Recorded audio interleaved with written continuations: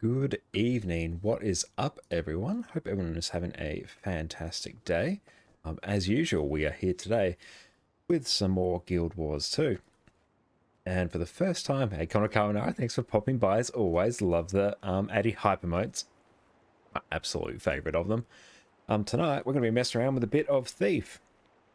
And for a little bit of a while now, I have had a hankering to mess around with some Deadeye in PvE, but a little bit just outside the standard sort of rifle build. So I basically want to try and recreate the old version of like Thief before Heart of Thorns launch and before all the elite specs popped up. So the old Dagger Thief build, but with Deadeye to basically crank it up to 11, I think. So just before, just cleared one of my old Daredevil trait lines. A lot of the stuff will probably carry over. The gear's more or less the same, so that is good. I might try and piece this together somewhat from scratch. Let's go equipment. So I'm going to just grab a dagger, and I should have... Yeah, there we go. I've got a Berserker's dagger chilling right there. Sweet. I knew I had one lying around. Sigil of Force? That's probably fine. Let's go customize. Let's set you as Berserker. So just quickly throw us together and sort of go through my thought process of me actually like piecing this together. Because I've played a fair bit of Thief over the years, so a lot of stuff is sort of like ingrained in my muscle memory, but I should be able to talk through my thought process, which some might find interesting. Sigil. I like to go Force first. I'm going to replace the Force Sigil I've got on my other weapon. And let's actually just add some Agony infusions on here as well. I might not yeet this one. But I will actually grab maybe an Agony Extraction. No, I should be fine for Agony Resistance, I think. Let's just make this Impact. Okay, now Short Bow on Thief is the absolute top tier weapon. Still probably my favorite weapon in the entire game, just by sheer amount of utility this thing brings. There we go, because it's legendary, I can swap those in willy-nilly. Oh yeah, absolutely love Short Bow and Thief. It feels just royally gimped whenever you don't have it, especially in PvE. We can use Short Bow 5 Infiltrator's Arrow for some nice tricky ports. For this one, yeah, I love Speedy Thiefy. Tricky for this one. Let's figure out so I can go. I can go Energy and Cleansing, so I can get extra endurance when I swap to it, as well as condition cleanse, which I may not have a huge amount of on Deadeye. Yeah, on Deadeye, without taking some extra utilities. Dibs on that name for your future character. Or you're gonna have to like log into your account and like maybe even create a new character and claim that name Speedy Thiefy then, I think. Let's go energy and cleansing. Another option that we could go is fire and frenzy. Fire and frenzy, so recharge all equipped skills by 2 seconds upon killing an enemy. That would be useful for when we're like trying to tag a lot of stuff. Like we'll just be able to tag things better, but we're probably not going to be doing too much like meta event farming in the immediate future. Let's just go energy so we can get 50% endurance back and cleansing. So we can get some extra Condi cleanse, which is nice. Okay. We are still rocking, well, we just started rocking tonight, the Prismatic Champions Regalia. So we do have that fancy glow around us now. And we can see what happens when we turn on. Don't like turning on everything else now because now we have like our World versus World ring conflux showing its little orb over here, which doesn't really go well. So we've got to turn that off.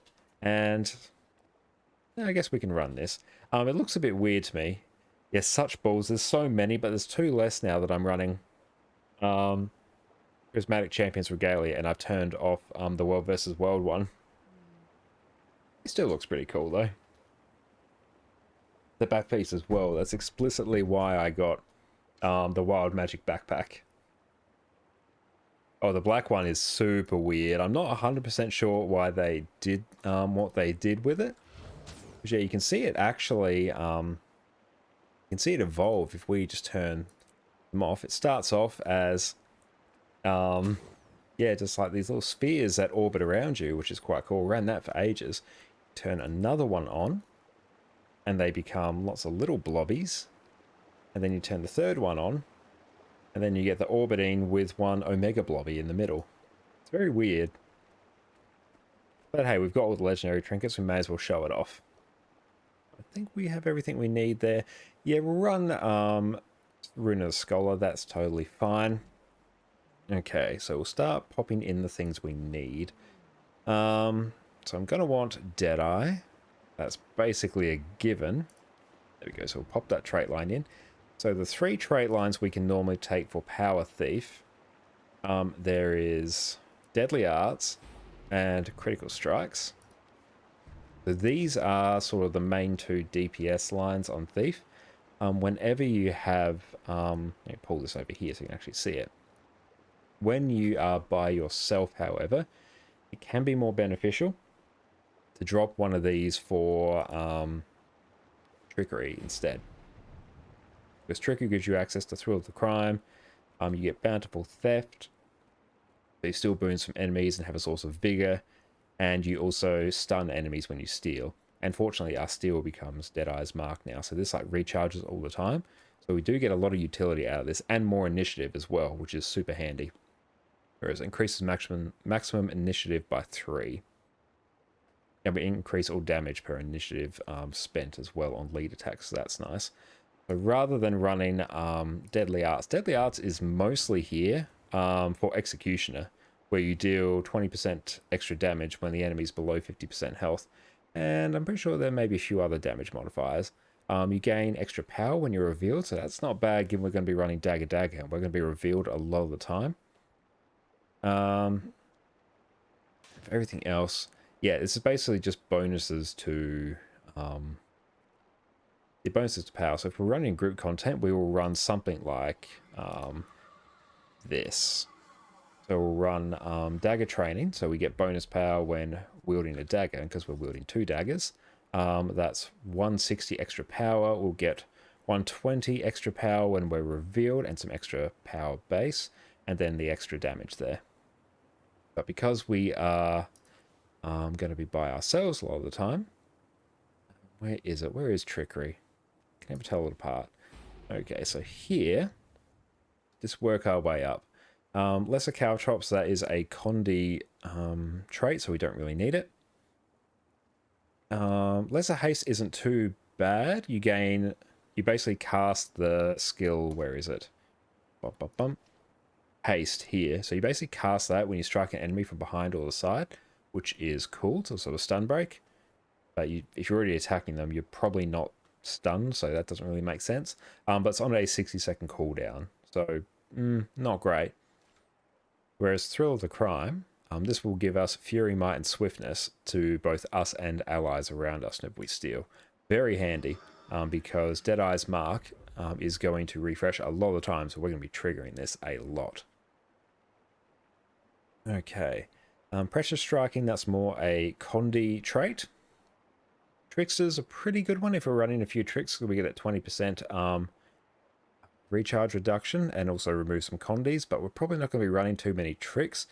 We're probably going to run Signet of Agility and Assassin Signet. That's like the go-to Power Thief skills. And then this one, can I like empty this? How do I get rid of the skill? I have no idea. That will live there for now. So we're going to run these 2 Signets anyway, so I'm not running a great deal of tricks. Bountiful Theft is a good shout because extra vigor means we can dodge. We rip boons on Steel, Deadeye's Marks. So that's just going to trigger all the time. So Quick Pockets.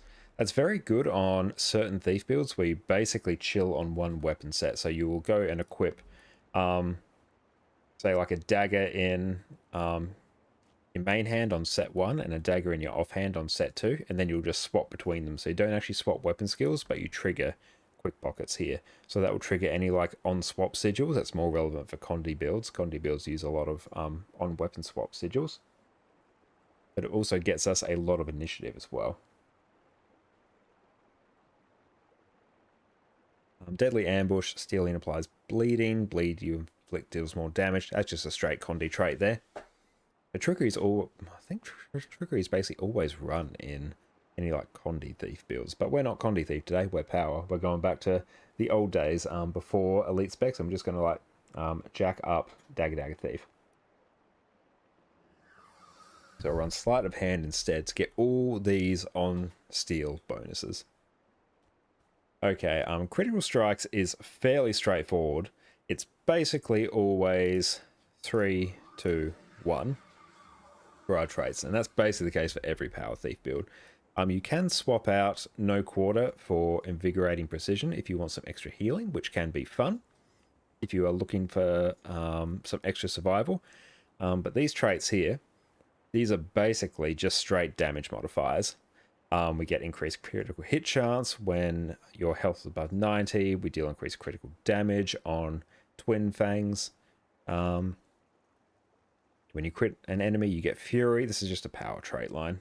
Practice Tolerance, gain increased ferocity based on your precision, so jacks up our power damage even more. More critical hit damage. And landing a critical hit, this is No Quarter. While under the effects of Fury, increases duration of Fury, so more Fury for you is good. And gain increased ferocity when under the effects of Fury. We're always going to have Fury, it's just what we're always going to have.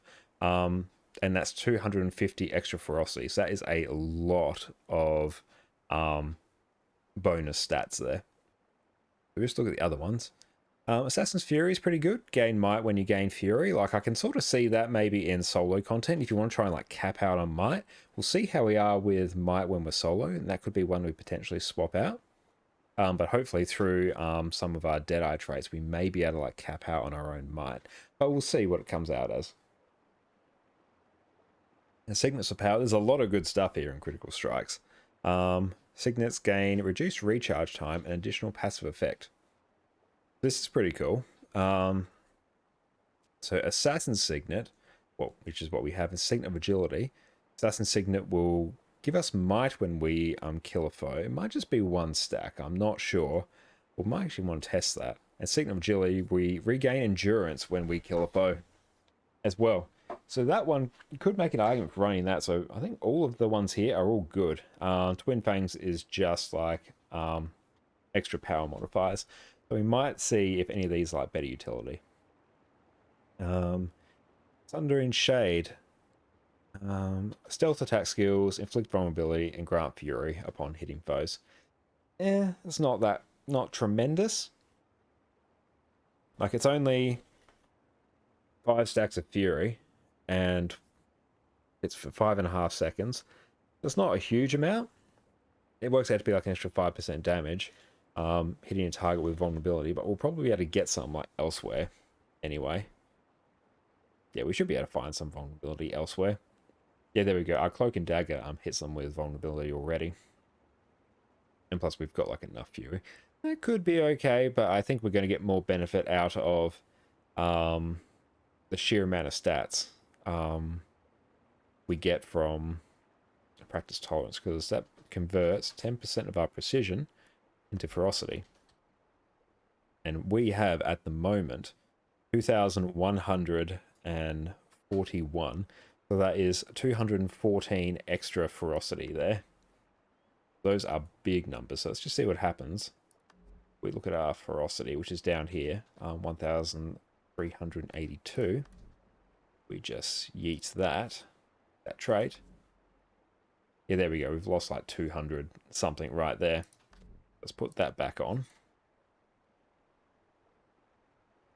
And Deadly Aim is just pistol and harpoon attacks now with Pierce. We're not running pistols, so nah, we don't really need it. And Hidden Killer, gain bonus critical chance when you're stealthed. It lasts for an extra 2 seconds after you've been revealed. So this basically just means you'll be able to like cap out on your own crit, or everything. You'll basically have guaranteed crits while you're in stealth, so your stealth attack, and those, as well as all other attacks 2 seconds after, will also crit. But our crit chance, if we get Fury, show me something with Fury. There, we're already at like 84% crit chance. And then we probably have some extra modifiers in here. There we go. Our critical hit chance is increased. That one's already, I think, accounted for. But yeah, we already have like a high enough crit chance as it is, I think. Okay, so that basically takes care of critical strikes. Now, Deadeye. We might want to start at the end here. So I do not have like a huge amount of experience with Deadeye, but I'm broadly familiar with what these do. Maleficent 7, we will basically increase our malice stacks from 5 until 5 to 7, and these increase as we hit the foe. And then I think the more malice we do, like the more damage we do to a target. That's basically how it works. This one's really good for dealing with longer fights because this trait here, be quick or be killed. You gain quickness when marking a foe. Your power and precision are increased while under quickness. Very handy. So this is a better trait if you like killing things quickly. You get more benefit out of Maleficent 7 if it takes you longer to kill things. So if you're going up against like a champion, you might want to swap to like Maleficent 7 or something. 5 for effect, hitting your marked target with the stolen skill grants boons to allies around your mark and to allies around you. This just lets you like help out the team with a bit more boon generation. But we're probably focused more on ourselves at the moment rather than our teammates because we're not really a support build. So for now, I'm going to go be quick or be killed. Okay, let's take a look at these. That's basically just converting our steel into Deadeye's mark. Deadeye's mark will recharge if our marked target is defeated. We gain some regen as well. And strike damage dealt to your marked target is increased. A strike damage taken from your marked target is reduced. So it's 15% either way. Okay, so we'll work our way back down. Premeditation, deal increased strike damage for each boon you have. Concentration is increased, not bad. Extra concentration will extend the boons that we get, which will be nice. And bonus damage per boon. We'll see how many boons we can output. Because the more boons we do, the better we'll be. Okay, so payback. When renewing gaze triggers, this trait restores a portion of the recharge time needed by your healing, utility, and elite skills. So whenever we kill a target due to renewing gaze, basically all our utility skills here are going to have their recharge reduced by 20%. So that's very good. Silent scope, gain precision, gain additional precision while wielding a rifle. Enter stealth when you dodge with a rifle equipped. We don't have a rifle, so this trait really doesn't do anything except giving us like an extra bit of precision. But, so we are on... Let me get this. Okay, so we are on 93% crit chance. 94% really. Let's turn this on. Need some more. Oh, actually, let's do this. This might not be a bad one because that gets us straight to 99.5% crit chance, which is handy. Because yeah, then we're basically at the crit cap. We just need like maybe maybe swapping like one of our pieces to assassins instead. But we can probably do that by do a quick testy test actually. Let's go discretize. Okay, let's go display capture. Gear optimizer. We can actually see if we can hit crit cap just by ourselves. Yes, let's run this. That's fine. I just did a little bit of a burp. All this should be fine. I basically just want to see if we get crit capped. We might just swap you out there. See if we can crit cap when we're by ourselves. Okay, so let's just leave those as it is. Yep, we'll run you. We're just going to run Scholar. We'll keep that food there. That's probably fine. That's Power Ferocity. That's Power Precision. We're probably not going to run Power Precision because we're so close to the crit cap already. I'm just removing the number of things it has to work with. Okay, so let's go just dual wielded. Let's just go calculate. Let's see, do we crit cap with anything? Okay, it seems to think like we are. There's probably some trait interactions there I'm not too worried about. Force an impact. Yeah, it seems to be crit cap without any issues. Yeah, I think there's probably like some weird trait interactions in there. That's fine, I was just checking that. So that will get us close to the crit cap. Concentration is increased. No, that doesn't affect precision. Maybe silent scope, just so we can basically get guaranteed crits. But any of these would be pretty good. Payback would be the next one, I think. Payback would be very good for when we are like trying to tag mobs and we want to run something like, not Mercy, Shadow Flare, because then like we can spam around with Shortbow and then use Shadow Flare as well. And then the more things we kill with Shortbow, the quicker this recharges, which gives us more AoE damage. So that might be cool. Probably going to run this anyway because it slaps. Okay, marking a target or striking a target with a stealth attack will immediately grant malice. That's probably going to be good. We're going to be utilizing a lot of stealth attacks. Okay.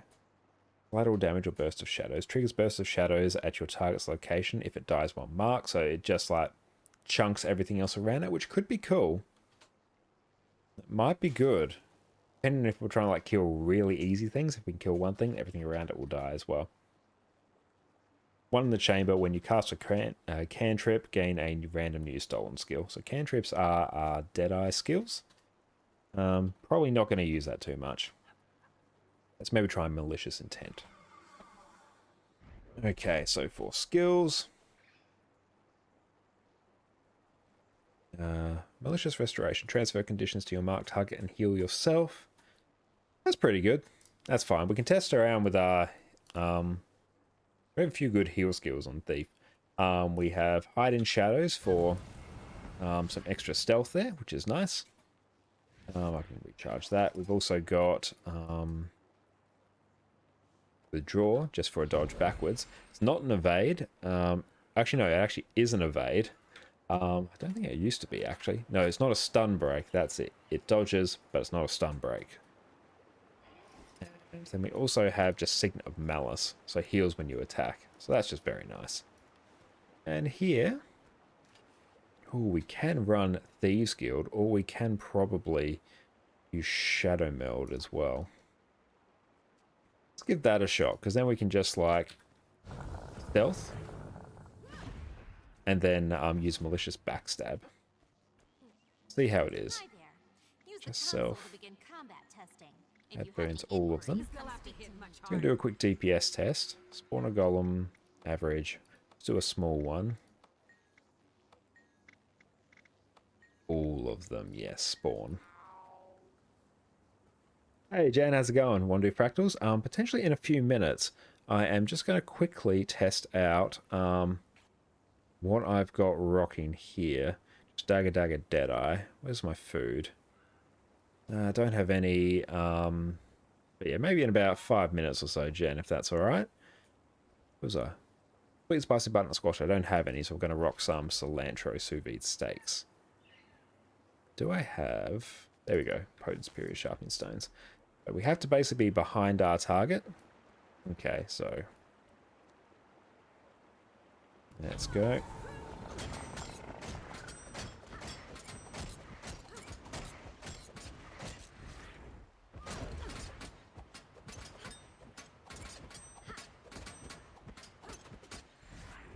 Striking a marked target. Didn't seem to be generating malice at any good rate.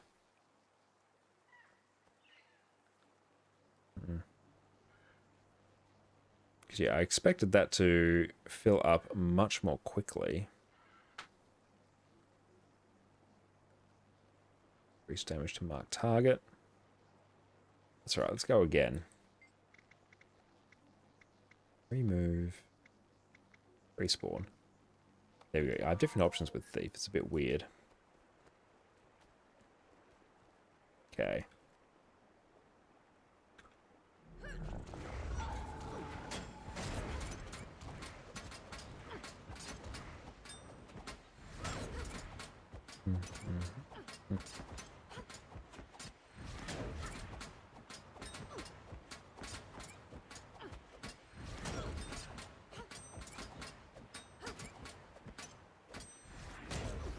No, yeah, we're not capping out on malice at all. That's a bit annoying.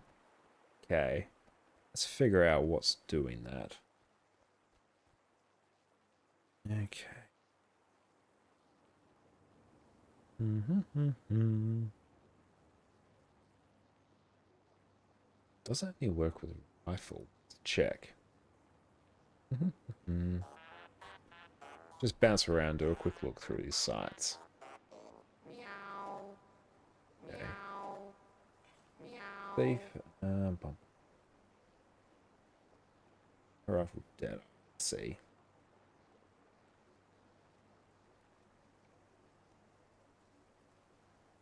Okay, let's actually maybe take a look. Pull up.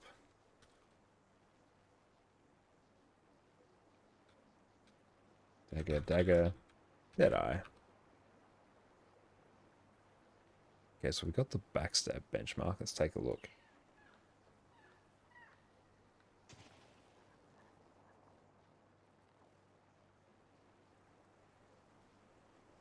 That's rocking Maleficent 7. We're rocking Heartseeker a lot of the time.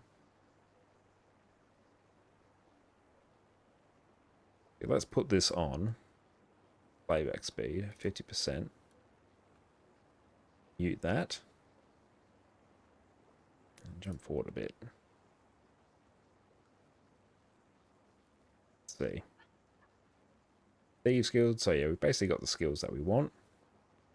Mark, then Shadow Flare. What were they doing there? Cloak and Dagger into backstab straight away, and then 2 Heartseekers by the look. Use a stolen skill.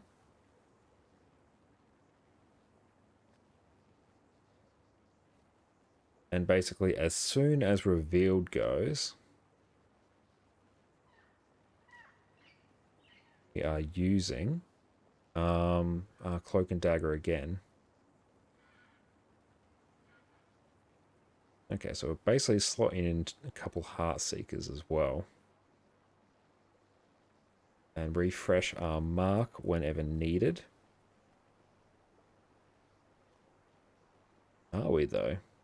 Okay, no, we are, just since we're doing it at a certain point. Okay. Back we go. Let's put it on a Maleficent 7 there, just so we can test that. Hang on.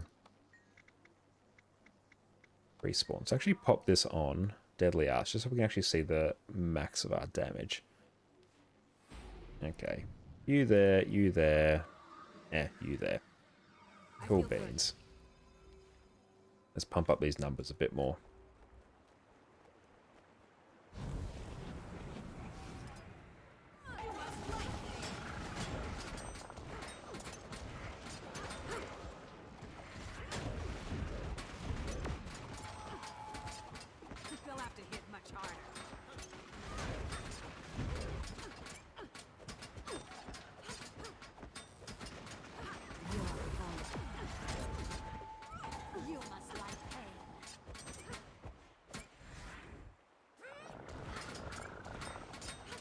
Okay, so we need to refine that rotation a bit, but the numbers we're getting there. Started off at like 36 and down to 31. Okay, that's reasonable. We can roll with that. Let's see, where go. Set up for fractals. I might rock some Spectre today. So I will go a Lack Spectre, so we can just get a heal brand.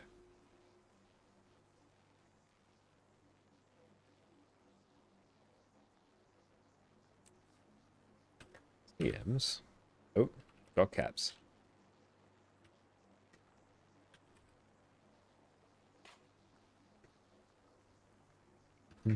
Heal brand. DPS. Instead of Dancing with Demons in there for good measure. Copy that to clipboard. In case. Okay. Respawn.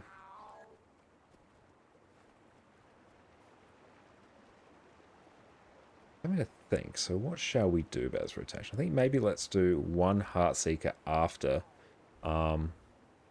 Malicious Backstab. How are we for crit chance? So there might be some additional hidden ones in there.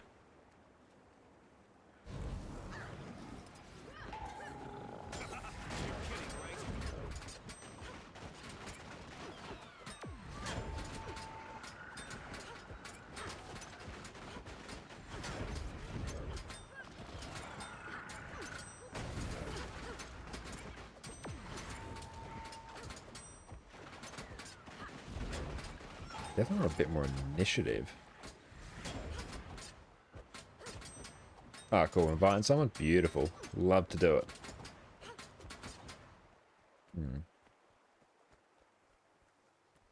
Okay. Move and respawn. Oh, are we running... Let's pop you back. There we go. I was running my things were a bit screwy. Restore initiative. So we're going to need that. To pump up our damage. We're not going to need it for open world. Okay, so...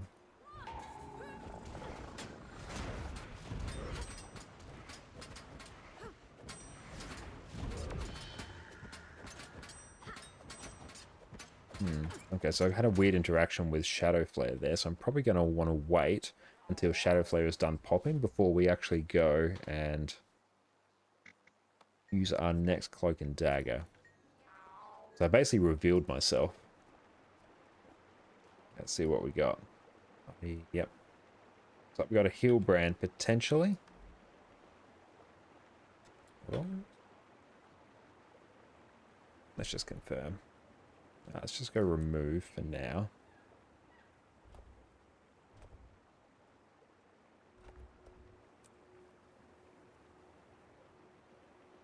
I'm going to assume that they are a heal brand. But if we get another one, we can just tell one to go DPS, so I'm not too fussed at all.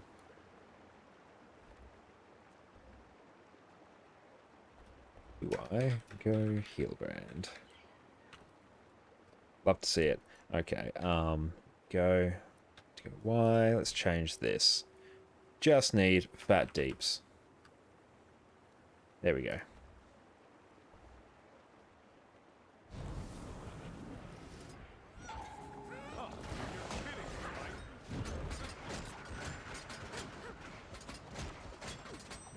One shot, one kill.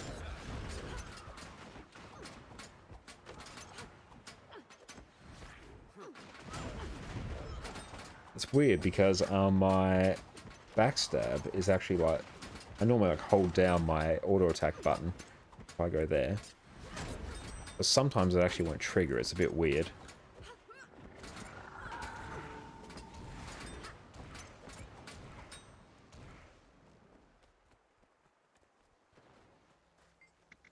What happens if we just do straight auto attack? So we get a rough idea. Let's just turn up our skills. Okay. Yeah, what happens if we just straight auto attack?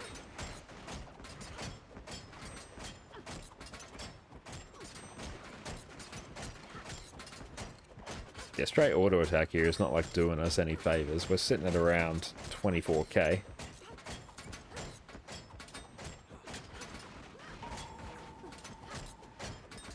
And maybe if we turn on our signet of, or assassin signet as well.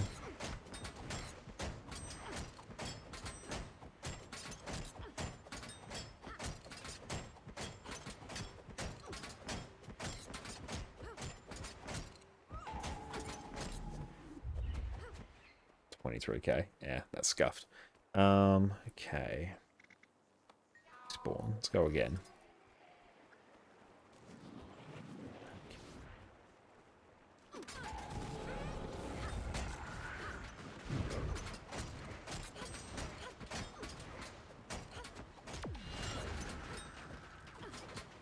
Oh, looks like we got peeps. You like not doing any damage. Oh well, one for the philosophers. We will suss that out later. Remove. And then we'll go to the Mistlock.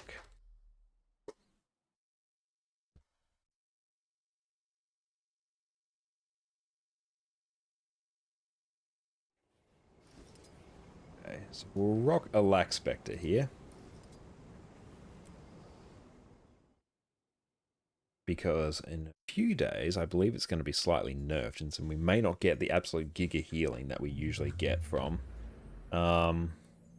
leaving Shroud, which is going to suck a bit. Let's just overcap. Actually, no, we'll run that instead there. We're just going to overcap like hell on boon duration compared to what we need, because Sanquet is a little bit weird because you have to like move around a shit ton. So yeah, overcapping here will probably be a bit more beneficial. And we don't have no pain, no gain, so I'll run pressure striking instead. And here I'll run Basilisk Venom instead.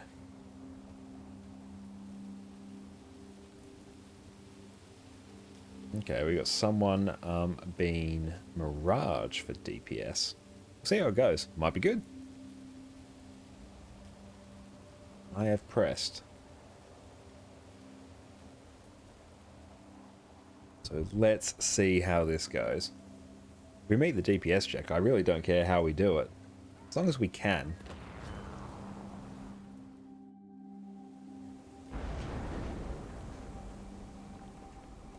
And there's really no point in me pre-buffing. I can like do my spider venom. I can do that at least. But just waiting on someone. Oh, just waiting on Jen.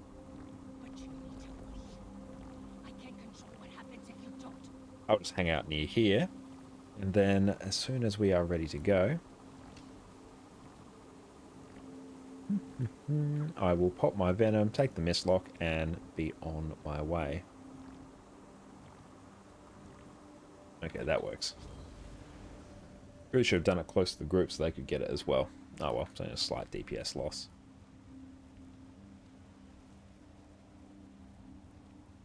Potentially, it won't matter.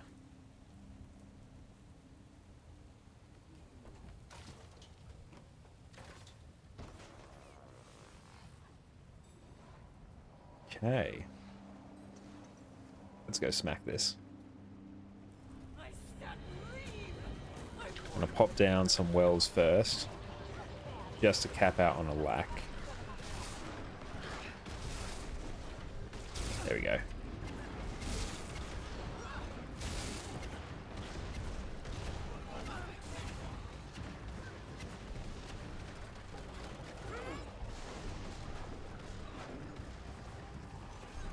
Turn on the boon table as well. Come in for some boons. How's DPS? Yeah, DPS should be okay. Maybe. There we go, we're golden.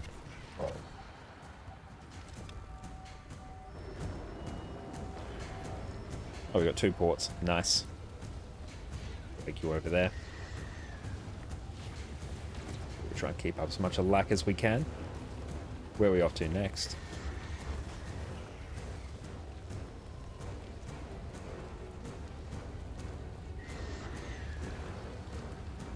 Will it trigger about here? Yep, it will.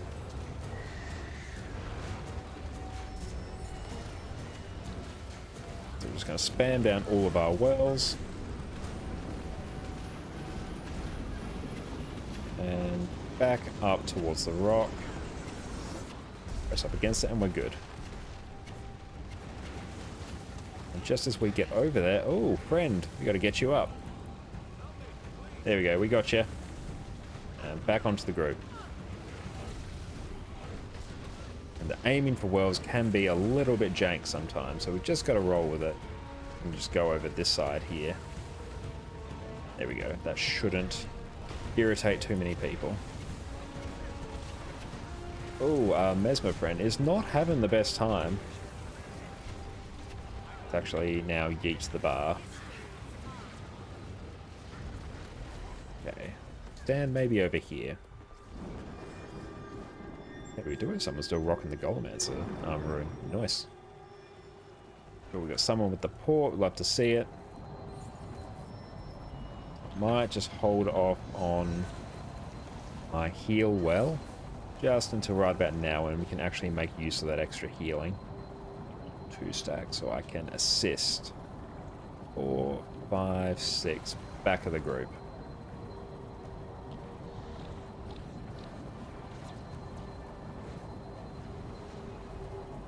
So what I might do by title bargain. I'm on 8, so I'm going to have to be quite careful. Cool, that's not on me. Okay. Just going to basically waste my shroud just for the barrier there. Might not be the most efficient thing, but it just means we like cap out on heals and barrier very quickly. Just makes things that little bit smoother. Gonna put that over there. So I just jumped into the boss to get some of my damage skills off. And then use my Shroud 3 skill to jump out.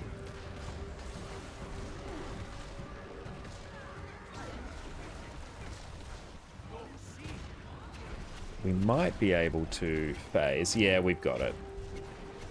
Sweet, we got the phase. It's good. We're not dealing with no pain, no gain. So things are fairly smooth. Here. It'll just get worse. You deserve Anyone need the title? Does not matter now.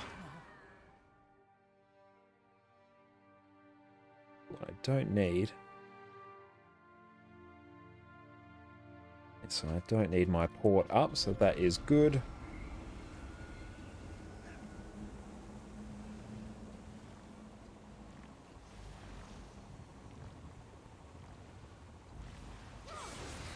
Okay. There we go. We've pre-buffed with our 1 Venom. I'm going to hold off on doing a lack. Just until we get here. Then I'll start slapping it down. Don't know why I use my Venom there. Just force a habit. I'm just going to jump away. That's why I make sure I de-target it, or else I jump straight to the boss. And it'll all be bad. Let's see here. See how the rest of our CC is. I'm going to have to swap. There we go.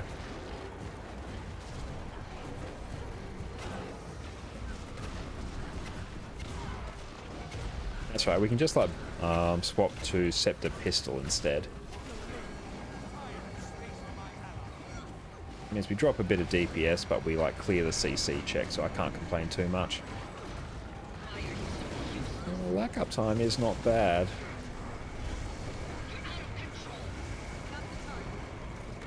Make sure that thing goes down.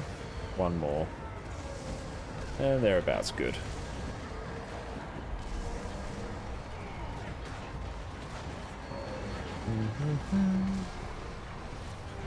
Love me some Alack Spectre.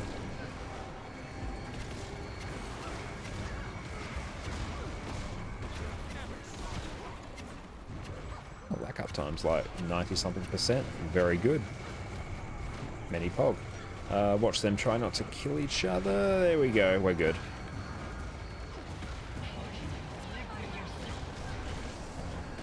Okay, so I'm going to want to just basically sit in auto attack, let my initiative recharge.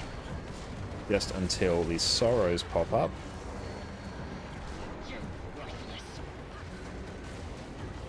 No, we have a few left to go. There we go, we got him. Bit spicy, but we got it. Oh, this is a weird phasing right here. Let's not think too hard about it. Just try not to get hit by everything. Oh, super weird. Many sketch. That's alright, we're going to run over here. Let's go into Shroud.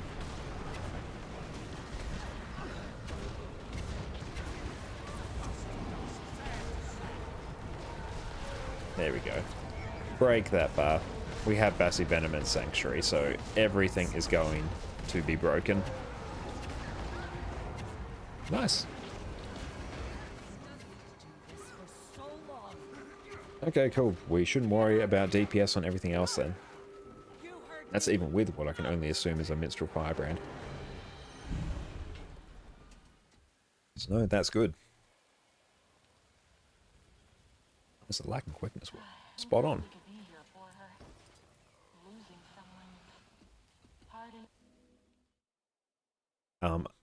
Condi Spectre on this next fight is going to be a bit sketch, but I'm not swapping classes for it. It's literally one encounter.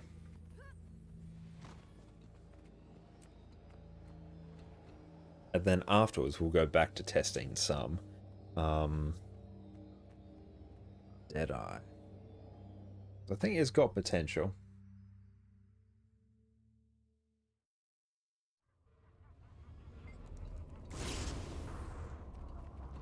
Okay, so I actually have to do my jump up here. I can't actually place my wells down on this lower level for some reason. So I've got 33. Let me pop that here. Right on the group. Okay. No pre-buff for us. I don't care. That's fine. I don't need a singularity. That was some sus timing. So we may not have a lack because I've used all of it up there. So some of us have a lack, some of us do not. There we go. And I will claim that one.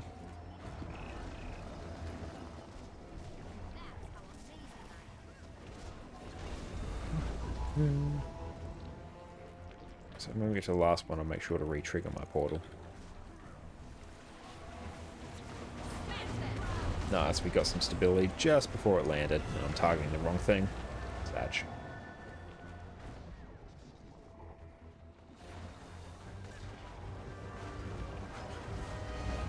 On this next one, I'll make sure to trigger my port just when we land. Did I even get it? I did. We both got it. Jolly cooperation.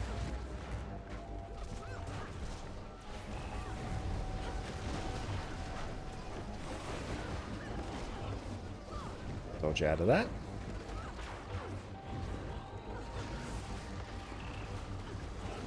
So I wonder if even I'll get more success on Daredevil than I will Deadeye.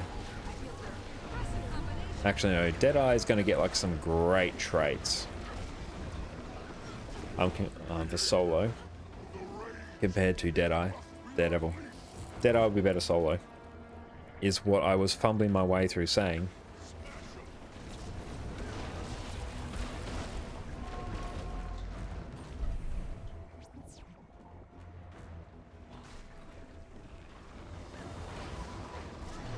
Ooh, that one stung. Just missed all my Condi bursts there. Oh well. It dies too quickly for it to really matter. Let me just pop these here. It's so hard for me to even to like land hits on because my attacks are relatively slow. Maybe we just like auto attack. We have stab.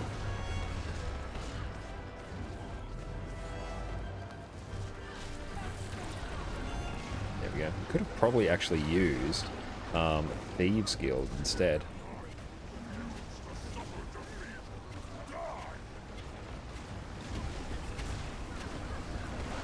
Flux Bomb one here is going to be a bit of a pain. I may actually swap to the Elite Well. Just for this next fight, I'm going to be out of action for a good chunk of it because I'm probably going to be dealing with the bubble. So having some extra alacrity will probably be more helpful because a good chunk of the fight I'm going to be away from the group.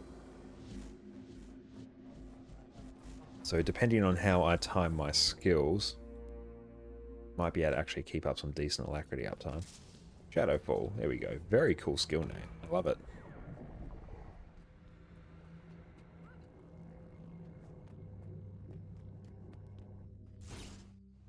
Alert.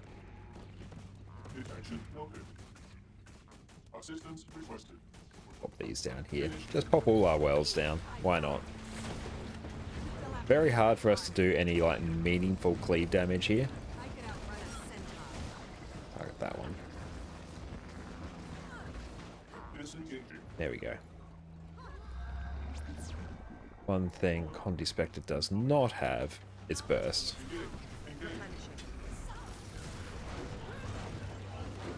And who's got this? I will claim this one.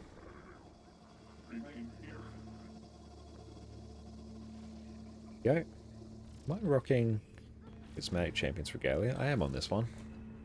Cool. Is my post-processing off? No. You down to... Oh, you're very dark. got that? I do, yes. Yeah, let's run that. It's actually quite a bit easier on my eyes. Let's do it.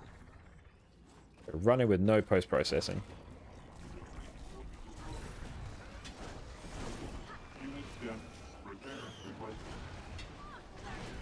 I'm just going to pop everything down here. Anyway, we should be basically capped out on alacrity. There we go. Won't bother pre-buffing. We'll just go down. Wow, this is like way darker than it normally is without the post-processing. It really just makes everything brighter. Dodge out of that. Now, if we can actually time our jump, there we go. We can actually just like completely ignore the flux bomb. We just have to make sure we jump. Jump just as it's about to trigger, and then it basically gets put up in the air and it negates it.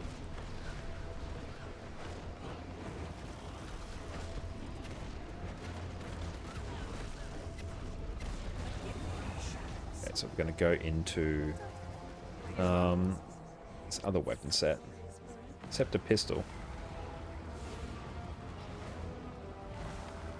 Because with pistol 4, we can just like delete CC bars. Watch that.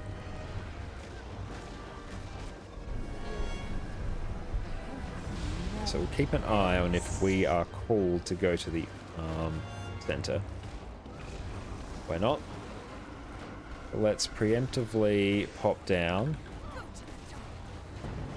all our wells, just so we can get some extra alacrity up for everyone.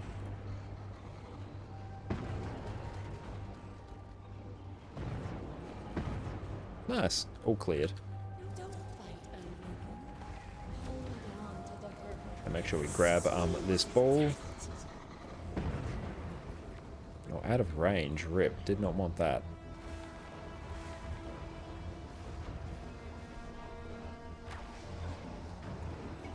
One more over here. I'm sure someone else got that. If not, there we go. We got it. Our friend is back up. Watch that. And just spam a few of our Scepter 3s. Face away. By the time we head over, all of our wells should be back up again. Yes. Okay, let's spam all of our wells except maybe our elite. Yeah, that's stretching it a bit. Didn't want to hang around to test if the elite would go off in time.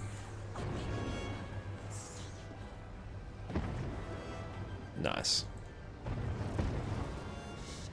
Easy peasy. Very easy when the Alac doesn't called up to deal with the orb as well.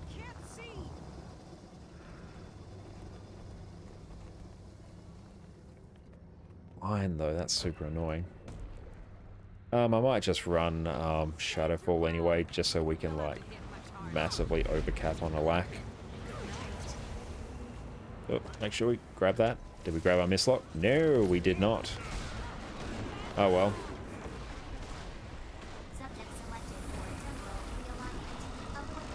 Make sure we actually kill that. There we go. I'm gonna try and like target that each time it goes off.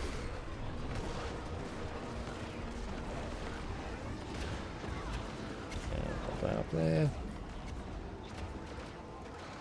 We'll grab this one. You ready to jump in the air? There we go.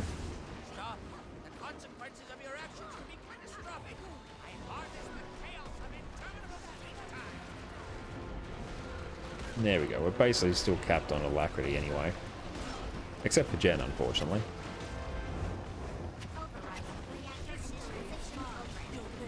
That's not on us. Oh. So yeah, pro tip on this fractal, you can just jump up into the air to delete the flux bomb. You just have to get your timing somewhat reasonable. Let's see if we can pop that. Cool, some other people have got it as well. Makes it much easier. Face away. Get ready to jump up right now. There we go.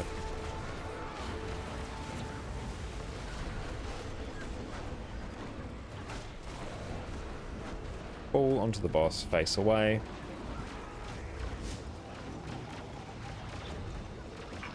who's got what? Doesn't really matter. Consequences of your actions could be catastrophic. Here we go. And spam our Scepter 3. Jump up.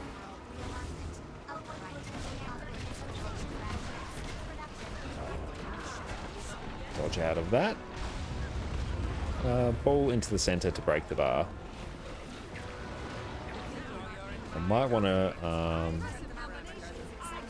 undo to explode so I can help smack that down.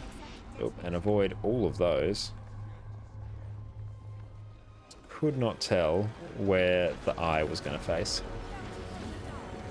Jump. Okay, so we'll save our... This one I might just do that instead. Now, can we just jump over? We can. Nice. Jump in the air. It's looking a little bit spicy. All our wells down.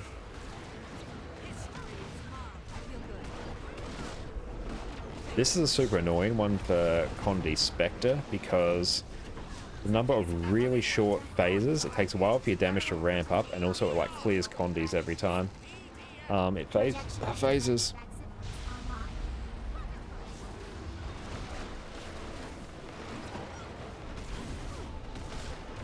One thing I really do like about Well of Bounty, at least at the moment, the way it works is it'll basically look to see what boons you don't have. And then of a list of all the boons you don't have, it will give you them on each pulse. So it's a really cool way like to cover things like stability, Aegis, resistance, resolution, more of the uncommon boons. I'm pretty sure in the next balance patch in October, would be next week, I think. It's actually getting changed to give like a predetermined list of like uncommon boons. Not quite sure what they are, cannot remember. I like skim read it a while ago. But yeah, I know that's getting changed amongst other things on Spectre as well. It's going to make it just not as busted, which sucks. Here, probably... Are those tree people? They look angry. Be careful. Bassy Venom's probably better, because then we can like save it for like a key CC. Let's jump over that. We don't have to worry about no pain, no gain, which is great. Always good. And we'll just pop everything here.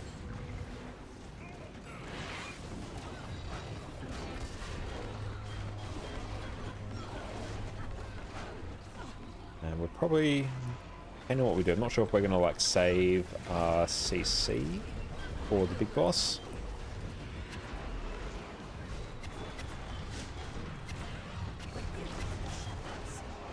See if we GG. Looks like we are. I always dislike GG in here, it just makes this take longer. Oh well. Is what it is. Pop everything on our bar, then refresh all our cooldowns.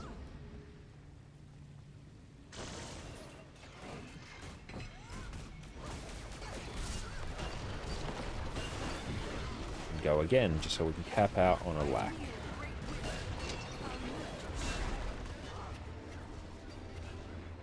We will have this one over here. And trust in the stab. Always trust in the stab. Pull our wells into the middle. Dodge out of that. So in a few seconds we'll drop out of Shroud to heal everyone up. There we go. Bish bash bosh. Taken care of.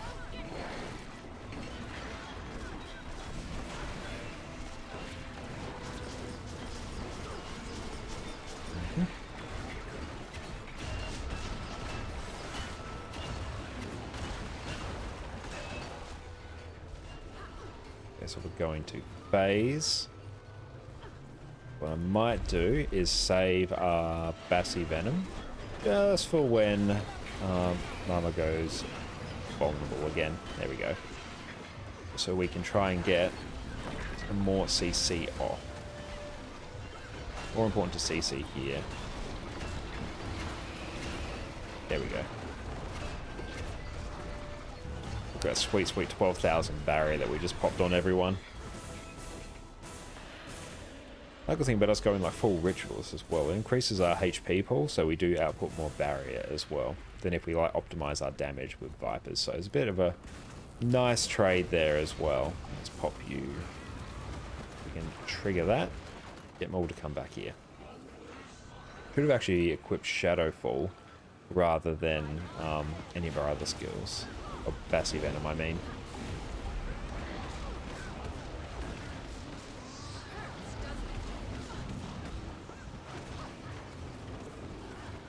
So yeah, we tested our Deadeye. It felt a bit weird. Just yeah, the interactions between Backstab and Malice just don't seem to like be there at the moment. We'll see how it is like solo though. Oh, we can actually grab this one. Will be helpful. Helpful little lemmings. We'll see how it is on the Golem without any buffs though, because that will probably be a more accurate representation of what I'll use it for. Because I'll probably just use like Daredevil. I get Deadeye and Daredevil confused all the time. Names are way too similar. Let's go Shadowfall now. Oh, things are a bit scuffed already. That's right. Get all the wells down.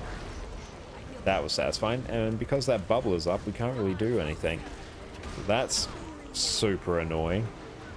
We can do a few things in Shroud, but yeah, all our attacks are just projectiles, so we can't actually do anything. What happened, team? We might be like GG just to like speed this up, but we'll see.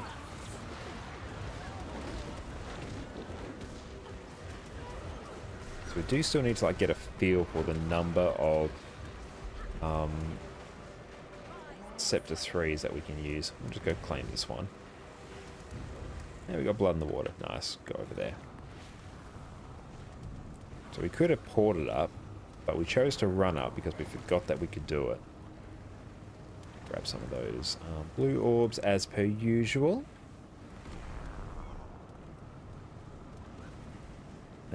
This bit might just go up here. Here we go. And pop these here.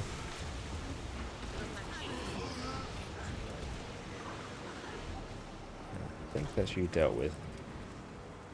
I should have stayed longer in Shadow Shroud, actually. Because then I could have actually got the stacks of the Rottweiler Venom to increase the amount that I heal, as I'm pretty sure how it works. Ooh, that's getting a bit dicey. It's a bit tricky with Australian ping.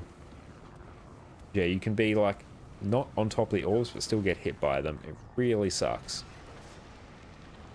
Always like go fairly close because less distance you have to cover around the circle. Nice.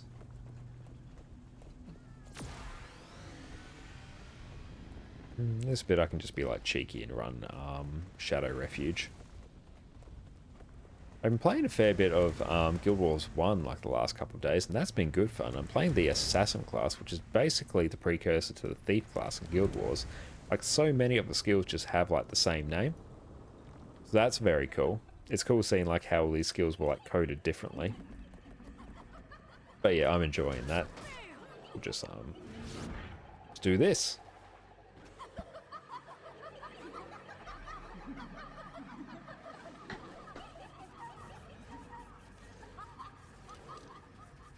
Shadow Refuge is great. Great skill. Just hit it. There we go. Now we're GG now. So this... Spider Venom again. For this one, I will take Basilisk Venom instead. I'm going to need more regular CC.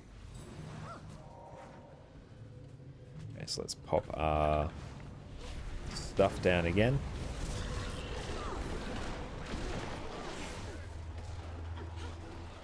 That bar was broken instantly.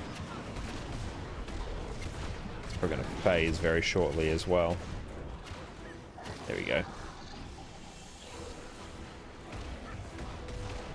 So I actually don't want to use my... Is there no pain, no gain here? No. It's just something else.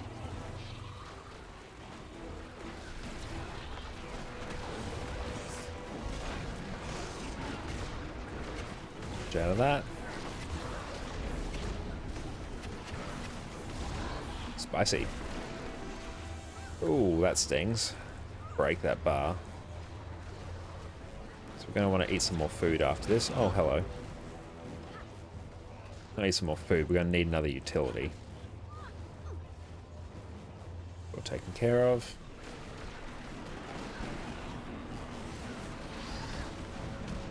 Dodge backwards. Back on the group. And hope we have stab. We do! That's fun.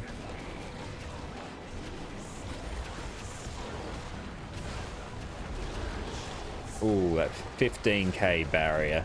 That is spectacular. Cool, let's make sure we eat another utility. I think it's magnanimous, the good ones here. Because we have like a metric crap ton of vitality. This one I will also just run Basilisk Venom as well. Not sure if Shadowfall will be up every CC phase.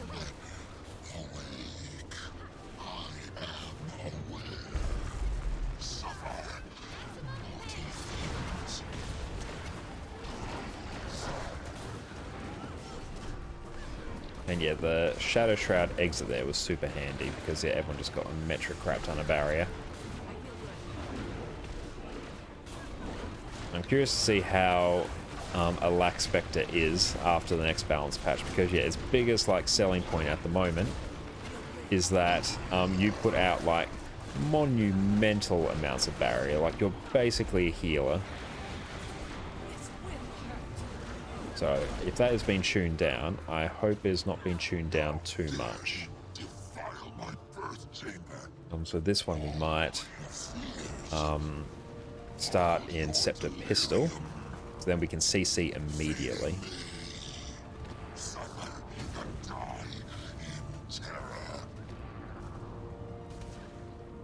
Oh, we dodged way too far back. And that should be done. There we go. Mistlock has yeeted. Okay, that's a bit annoying. And now we will spam break the bar, and it is absolutely deleted. Mex Inspector just carrying the CC at the moment.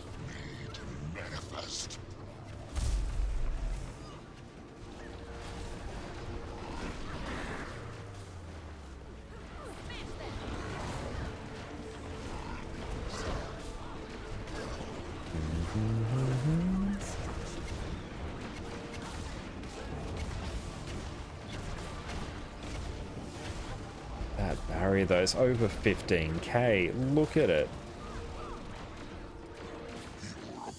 And it's part of our damage rotation as well.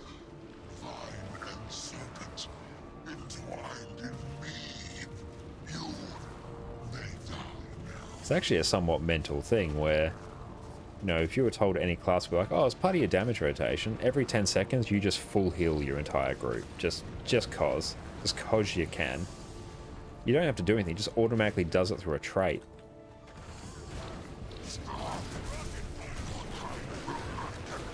Break that bar instantaneously. Hey, Perfect D, thank you so much for the raid. Welcome, welcome everyone. I am Josh, Conocon Khan, actually got my name right today, so that is a win. We are just doing some fractals with Jen at the moment, and it's going swimmingly. Been messing around with a little bit of power Deadeye earlier, but I'm not doing that in fractals, unfortunately. Yeah, how'd your stream go, PD? Yeah, I saw you on. You had a cracking number of viewers, so congratulations. Hey, Derwin, what is up? How are you? But we're just reveling in the joy that is Condi Alack Spectre before I believe he gets a little bit of a nerf in the next week or so. But there we go, that's challenge mode's done. But I was just saying earlier, at the moment, Condi Alack Spectre, absolutely insane. Just as part of your damage rotation, you basically full heal your group every 10 seconds. There was at points there where I was doing 15k barrier when I'd exit my Shadow Shroud. That is bananas. Oh, thanks for doing the shout out, Jess. Yeah, I forgot I gave Jess permissions to be able to do that, so thank you. Hello? Can you hear me? I'm reading a large cavern beyond the water. That's good. I'm sure I would have remembered eventually, PD. And there we go. First time I've ever done a shout out. Thank you for doing that. Had a huge raid from Tater Tots. Nice. Congrats on that. Yeah, we didn't die to that. That's fun. I don't actually know the port location in Aetherblade, so we may have to do this normally. Oh, I've got a lot of venoms down there. Can I not use my lax skills underwater? I had no idea. Stream got a bit crazy with chat just gambling, spamming emotes, playing bingo. Nice! It sounds like an absolute blast. We have been playing, actually not too much like Guild Wars 2 over the last couple of days. I've been playing a bit of Guild Wars 1 the last couple of days as well, because I'm gradually starting to work on getting my Hall of Monuments achievements. I've like not played Guild Wars 1 before, but that's been like really good fun. Oh hey, port. Yes please. Didn't realise that was there. Let's kill, yes, nah, we'll skip. No Lax Spectre underwater, that's a shame. I know I can port up here, so that's fun. Oh, I can also very quickly die up here. Grab that. Do I have any... I don't have any resistance, so I can't do anything. Okay, this is... Aww. Yeah, I didn't have any Condi Cleanse, so I couldn't really do anything there. Oh, someone's got the little Beagle Mini. I love it. Not just pretending I didn't once have a pet rock. Oh, I forgot to... You have to skim read over that. You had a pet rock called Tater Tot? No, I remember you telling me that.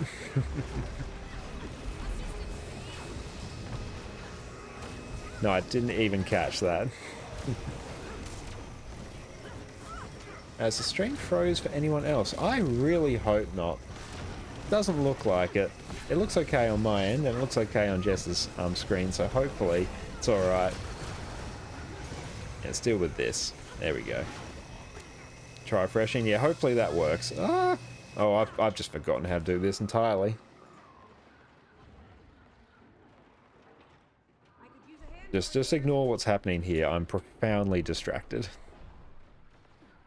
But yeah, awesome. I'm glad that it's not frozen. Okay. Cool, so that's done now. Okay, that was spicy.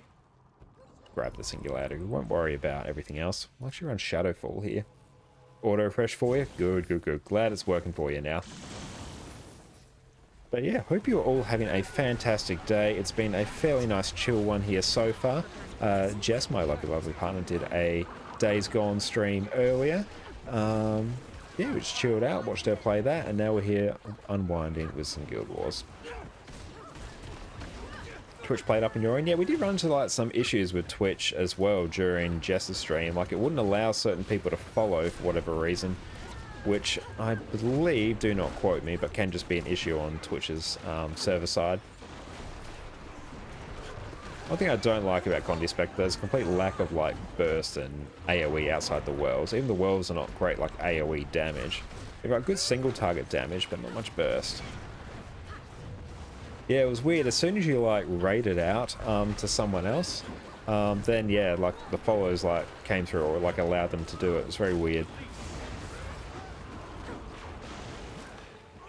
But yeah, earlier at the start of the stream, we're just trying to get a head around Dagger Deadeye, and it's a bit weird. Could not seem to like reliably cap out on Malice like I could when I was on a rifle. But I've not played Dagger Deadeye before. Deadeye, I'm not saying Daredevil, that's good. I've been getting them confused all stream, so that is good. Okay, Aetherblade Grenadier? The Grenader or Grenadier, I'm not sure. Oh yeah, Twitch also stopped bits on Jess's channel. She's doing the whole, like you can only cheer like set dollar amounts now. Don't like change. That's very true. You're having trouble with the @ commands. It just sounds like it's been an absolute blast of a day on Twitch's side, so hopefully it all gets sorted. Yeah, just Twitch, that is the way. Not Twitch if it doesn't break. Yeah, we'll just go in, sweet. Couldn't give bits either? Fair enough. Yeah, because I think certain people have gotten selected to go through and like, I'm going to say participate in that trial, but it's not really participation as you were just doing it. Oh, this one has no pain, no gain. I should have actually swapped to Bountiful Theft. Just realized you and your partner have similar Twitch names. We do. We have very similar Twitch names. That wasn't at all by design.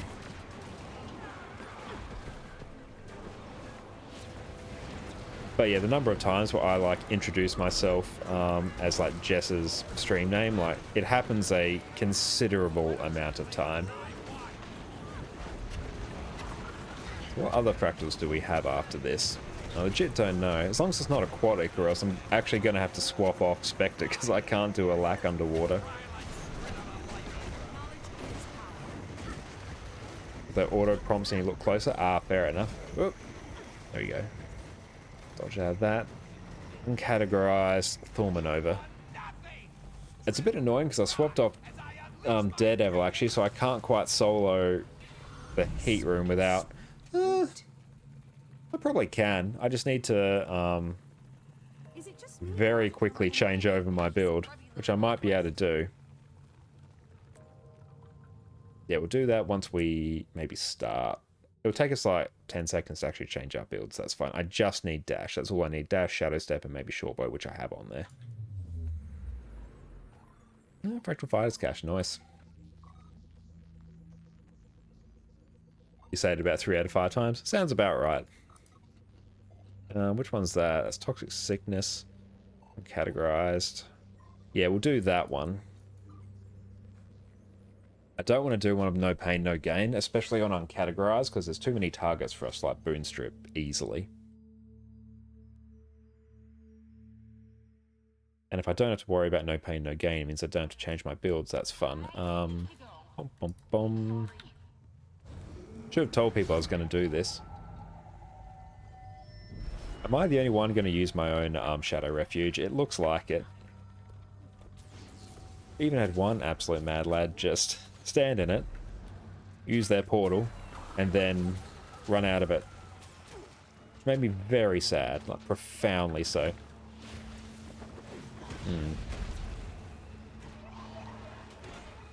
Get everyone up. Oh, big old hiccup there. See if we can cleave that. Not sure who's got the port. Oh, there we go. We got it. Sweet. Let's change this to Spider Venom again. Okay, go smack the rabbit now. So rabbit will one-shot people. Really weird. Don't know why it does. It's always done it. It's always been hilarious. You just don't want to be the one that it happens to. Try not to hit your team with this. You can damage mobs with it, and it will give them a debuff. Hey, thanks so much for the follow, Astro. Thanks for choosing to spend your evening here with us. But again, hope you're all having a fantastic day. Very good day here so far. I did finally get around to uploading another YouTube video as well. Morning here? Nice, I'm glad. I hope you're having a fantastic morning. Let's see if this command works. There we go, it does. But yeah, feel free if you're curious to check out my YouTube channel as well. I'm going to do a bit of a shameless plug there. Not 1 ounce of shame.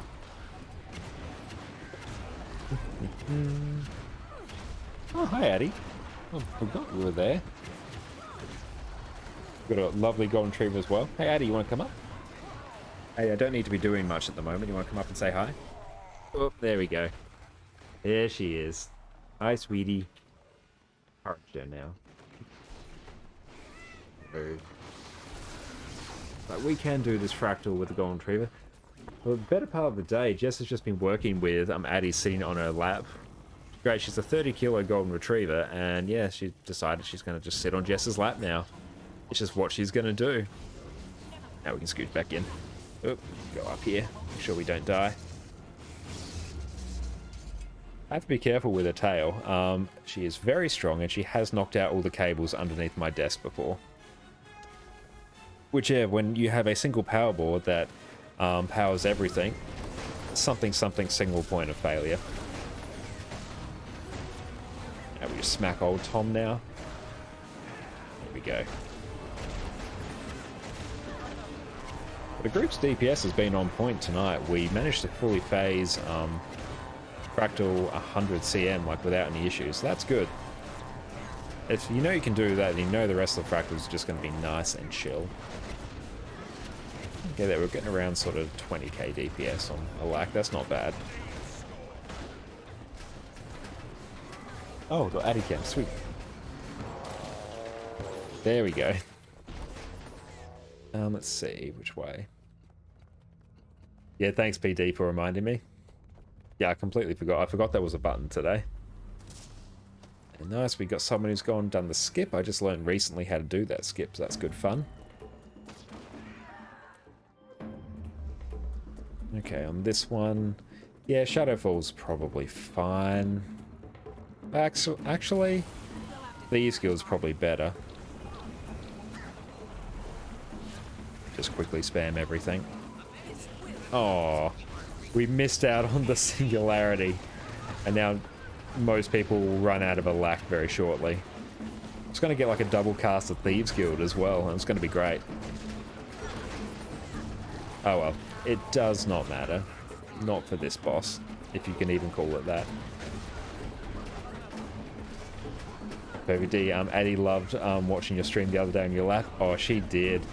Yeah, Jess and I were just sitting there, just like watching your stream while we were like, yeah, starting to like get ready for mine, just chilling out, and then yeah, all of a sudden Addie, in her infinite wisdom, just hopped up on Jess's lap just because she wanted to get like a better look at the screen, and that's where she stayed for another half an hour, just like staring at your stream, PD. But yeah, she is now under the impression that she is a lapdog, a 30-kilo lapdog. Addie's always welcome to watch the stream. I am glad, because we couldn't stop her. Yeah, sometimes she just won't take no for an answer. But it's a new favourite thing is to crawl up on our desk chairs now. Addie will have her own login. Oh yeah, we should make a Twitch Addie channel. We did joke about setting up like an ear-licking ASMR channel just for Addie. She would love it. Just get one of those weird marks with peanut butter and oh, she'd go to town. She loves the flashing lights up close. She does. Don't let that throw you. Cover the mic with peanut butter. Definitely. We'll ruin it, but it'll be worth. As long as Addie can recoup that investment. She doesn't pay rent at the moment, which kind of sucks. She just gets like free food, free board. It's basically like having a kid. Here we go. This is like run up a bit earlier. Where's the veteran Axe Fiend? Axe Fiend? That makes no sense at all. This mob we have to kill. Let's see. Did we grab a singularity? We did. Okay, we should be able to actually solo the heat room unless I am mistaken. Let's see. Are you going to do it, friend? Looks like you might. Okay, let's quickly just toggle this over to Daredevil. I literally just need unhindered combatant. You probably, you, and I think I can work with that. Okay.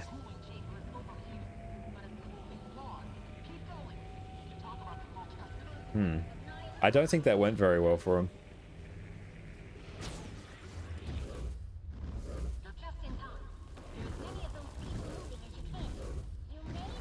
Oh, almost. There we go. We got it. Just about. Spam dodge all the way through with all our ports. Then we're fine. And we'll go back to a lack now. There we go. Deadeye still got its uses. I'll res this person. I think I may have just been scolded for not resing them. But I think other people are probably in combat, so they can't res. Funny, funny, funny.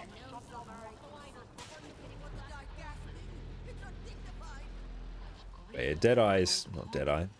Daredevil is still great for soloing the heat room. Especially if you take the singularity as well. Make sure I'm not on Scepter Pistol or else my skills are going to like put me around in weird places. Looks like we have done the laser room as well, which is good. That one looks like it's done, so now we just have the ooze. With the group, we're probably not going to have the burst, just because we got a lot of condies floating around. What class is Deadeye for? Deadeye is one of the Thief Elite specs. I was saying CC and Burn, cool, we're doing it, we're going to YOLO it. Yeah, I was doing a bit of testing with Deadeye earlier, trying to get my head around, I don't know why I used my skill there, to get my head around the dagger rotation for it, but it's a bit weird. I think Daredevil just puts out like more consistent and much easier damage. Spectre does as well, but in group context. But it does provide a lot of like self boons as well, so I do want to give that a quick test after these fractals.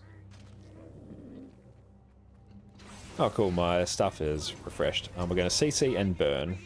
So I'm going to want to go this skill and hopefully... Oh no, we're about to die. Maybe? No, we're good. Okay. Yeah, no, I legit thought we were about to die there. If you recall, Dagger is better on Daredevil, it potentially may be now. I'm not 100% sure. I really want to try it on Deadeye though, purely for the boons for like solo play, because you can like buff yourself with quickness, which Daredevil cannot do. But yeah, in group context, I'm pretty sure Daredevil is better for light damage.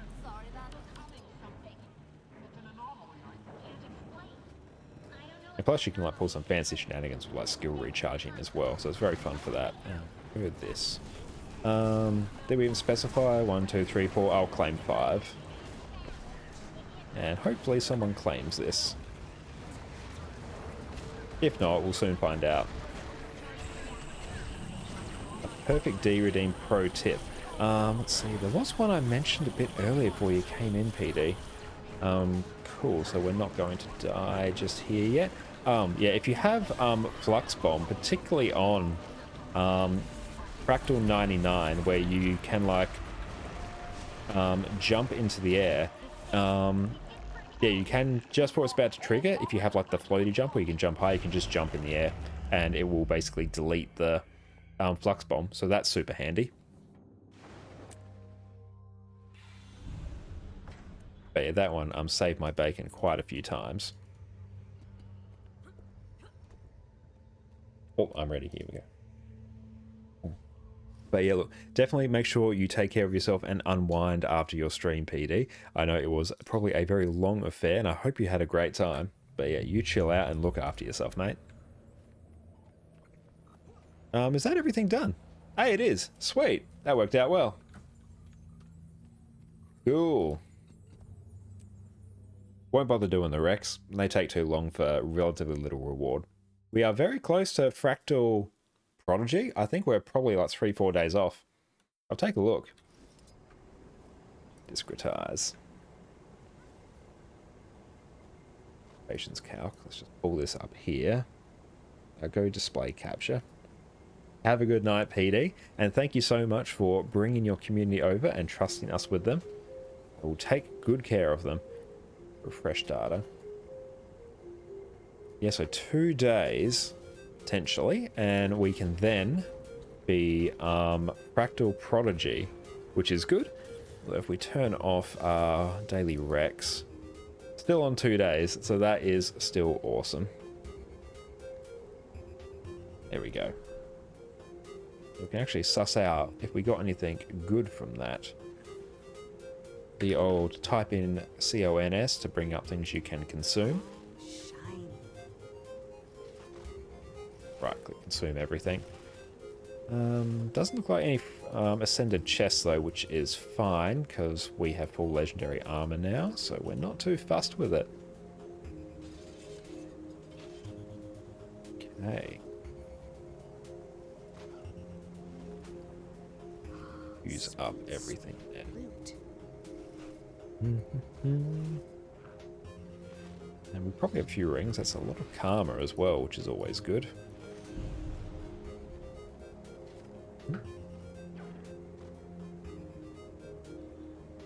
Salvage everything.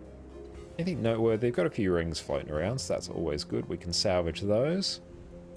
Some extra stabilizing matrices. to up our gold number. Sweet loot. Okay, count our rings. We got 1, 2, 3, a 5 used salvage kits. Pretty good. That's 5 gold that we don't have to spend. We got 4 rings. That is not a bad haul, actually. Yep. Go. And also, if anyone's curious, I've got post-processing turned off at the moment because I actually figured out it's a bit easier on my eyes. If we turn it up to high, though, the game comes like much brighter. I think for the moment. Now, what do people prefer? Got none? Low? High doesn't seem to really do anything. Post-processing is awful. Yeah, I've sort of just like had it like on for ages, so I've just like become used to it. So yeah, when I go from high to none now, I'm like, oh, that's like way darker. Needs bloom separated out? Yeah, that's true. It probably does need a few more options separated out. But given it's a bit of an old game, 30, yeah, it's probably a lot of like legacy options that are just like sort of stuck there. Let's use those. Yeah, we shouldn't really need to buy too many more. Cool beans. Actually, before we use all those, let's get our 4 agonized essence. Thank you. Turn off post-processing. Thanks for the tip. That is all good. Yeah, I've had it on for the longest time and I've sort of gotten used to it because most of the time it's not too bad, but in a few very like bright areas, I think particularly Grossmar Valley in like the big like crystal volcano area. Oh, that's bright. That's bright and it's not as pleasant for your eyes as it should be. But really it's just a matter of preference. Do whatever works. It has like no performance impact as far as I understand it. Oh, we got a bolt damask. Sweet. And do I have any... Yeah, I do have some Philosopher's Stones. They've always got some floating around. Okay. There are circle. So we are just forging our rings, or attuning them, because attuning them will give them another chance when we salvage them for stabilizing matrices. So for a base ring, say like this Palawa Joko's finger cuff, if we salvage it, we get 1 roll. If it's infused, we get 2 rolls. If it's infused and attuned, we get 3 rolls. So that means it's like basically always worth it to at least attune them because it's very cheap to do before you salvage them. And it gets you like a decent amount of gold. Have you found that your eyes, Astro, are starting to get light sensitive? No, I totally feel you in that. I think mine are starting to get a little bit like that as well. Certainly more than they used to be. One of the joys of like almost turning 30. Things are starting to break down.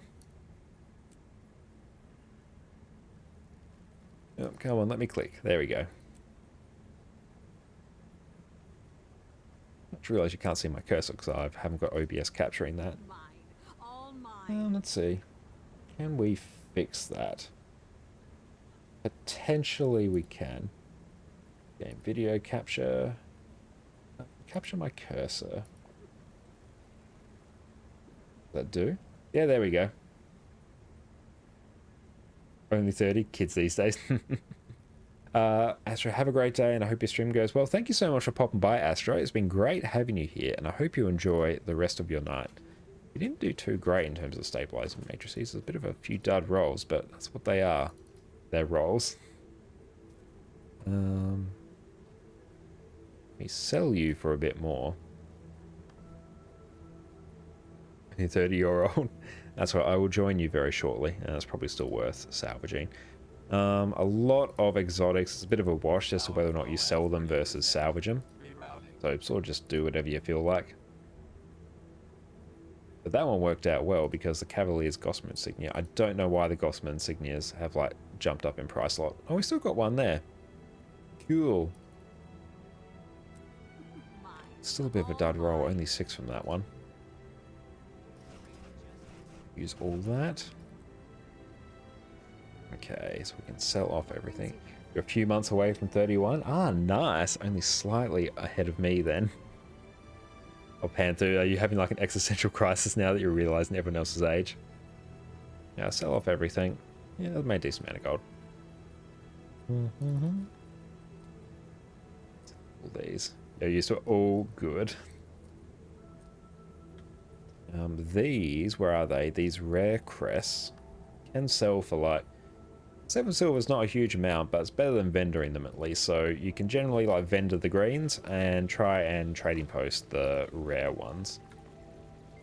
Slightly more profit. I want to convert my potions, please. There we go. Thank you. Oh yeah, so we need 35,000 fractal relics. We're on 34.6, so that's legit. Probably like, yeah, well, the calculator's saying 2 days, so 2 days, and we probably need a few more pristines as well. Let's take a look. Bring me these augmentations. So yeah, we need 35,000. We're almost there. It could even be 1 day. Like, we are right on the edge, because I know the augmentation converter is a bit on the conservative side. And pristines, we may get there tomorrow. We may finally get Fractal Prodigy, which would be good. Unless I spend all my relics before then, which is always a chance. But okay, let's maybe jump back to the Golem, because I need to get a rough idea of what Deadeye can do.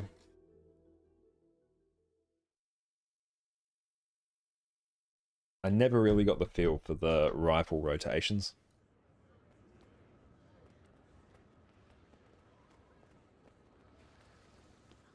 Okay, cool, our food has run out. That actually works out very well. Oh, before we get in there, we can actually sell off our stabilizing matrices as well to get a bit more gold in our account. God, you're really old then. Feeling a little bit on the, I'm going to say riper side now. Pop you there. 30's not too bad. Good to meet you. Bolter Damaso really dropped in price. Oh well, is what it is.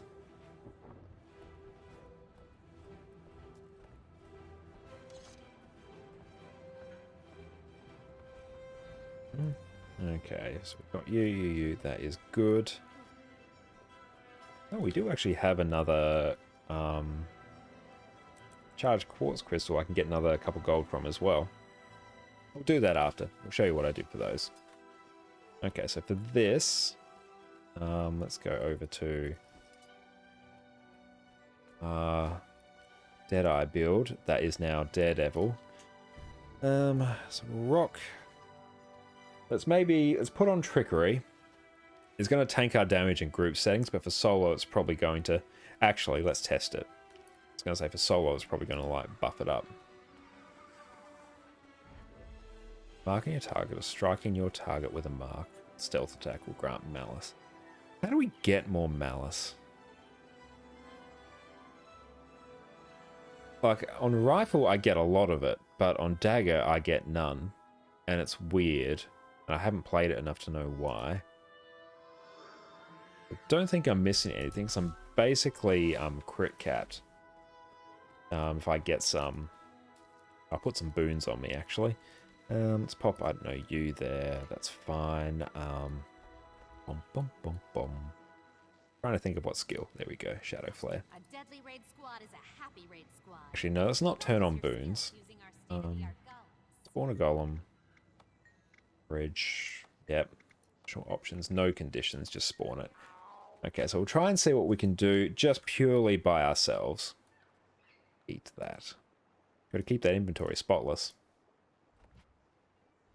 And we'll actually burn some ascended food here because why not? I should have used a metabolic primer actually. I just wasted some. Oh well. Do I have some other... Oh, no, I've got some... I got 31 of the food there. Hey, Zoom Live, welcome, welcome, Old People Club. We're all joining it eventually. It's just a matter of when. There we go. So we'll rock that. Okay, so let's try.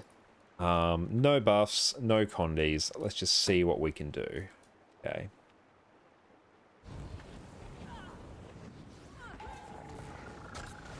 Oh, didn't do it quick enough.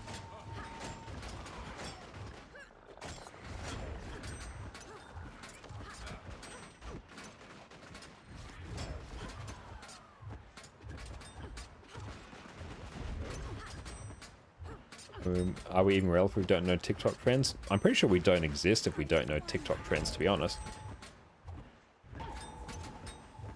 That feels gross without quickness. And of course, I'm not doing any rotation just at the moment, but it is what it is. Just trying to get a rough idea for what the DPS is looking like for Deadly Arts.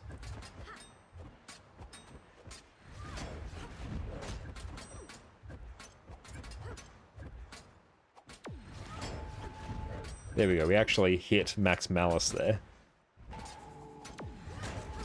Because yeah, we're like not getting really anything good there. Okay, so we're sort of sitting around the 12,000 DPS mark just by ourselves. Let's see what we can do with trickery. We can probably like burst things down reasonably quickly. Let's swap that over now. And we'll keep those as they are. That's probably fine. Trickery, where are we? You, and you. That's the stuff we will use. Gives us much more initiative to play with as well. Okay.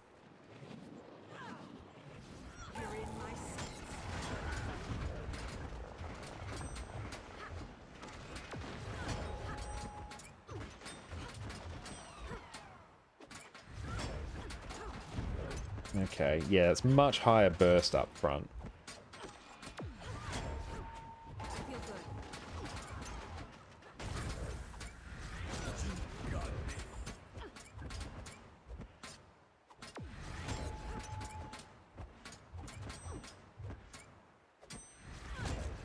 What if I use a cantrip? And I don't have any traits that impact it.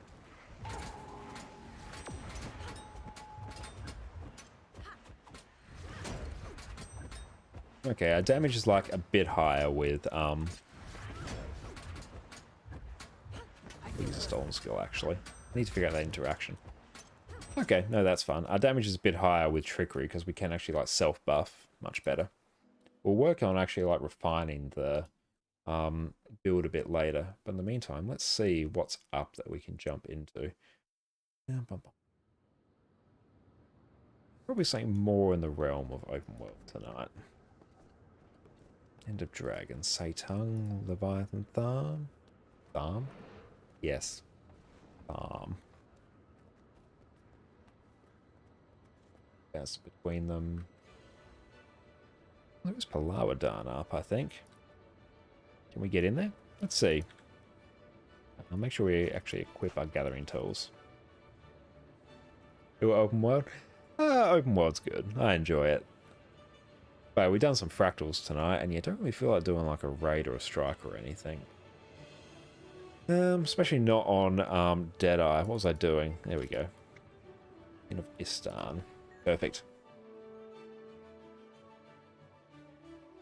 See if we can jump into Palawadan, because the extra unbound volatile magic won't go astray either. If not, we can always use our volatile magic to buy some extra trophy shipments here. Just buy as many as we can. 24. Cool. That is some extra profit in our hands. Sweet, sweet. Nice. Fruit. Okay, so is there anything going on here? If not, what's the time? No, Matriarch is not up for a bit.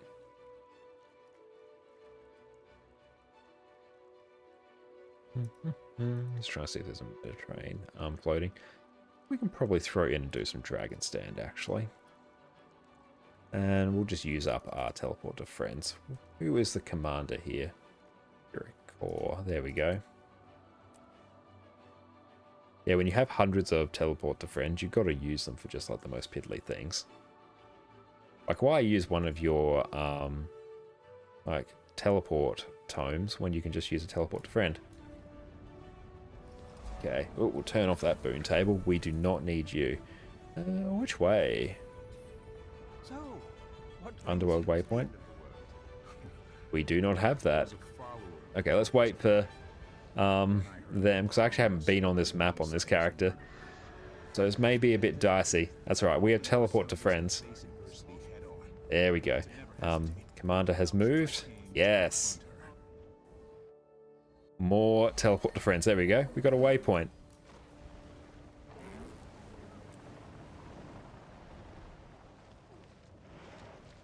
Where are you going, Commander? I don't know what's happening. I have not done Dragonfall in some time.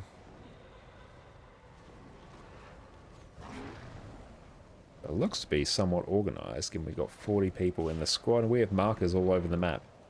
What's Addie doing to her bed? You buy them all these nice things, and then she literally eats the bottom of the bed when she's a puppy, and now she sleeps half in, half out of it. The amount of disrespect. That command waypoint. Do you just want me to get all the waypoints? I guess you do. Dork doggo. She is a massive dork. And while we're here, well, there's a hero's banner as well. Hull Elemental.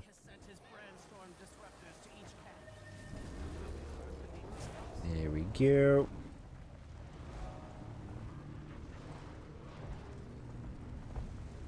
At least in open world, we can get much more value out of using our stolen skill. Deadeye's mark. Where is the elemental? It's up here.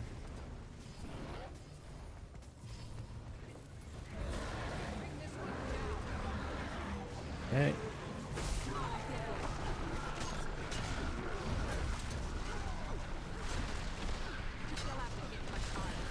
The Deadeye's mark is nice for open world tagging. It definitely is. Yeah, I much prefer running Deadeye in open world compared to Spectre.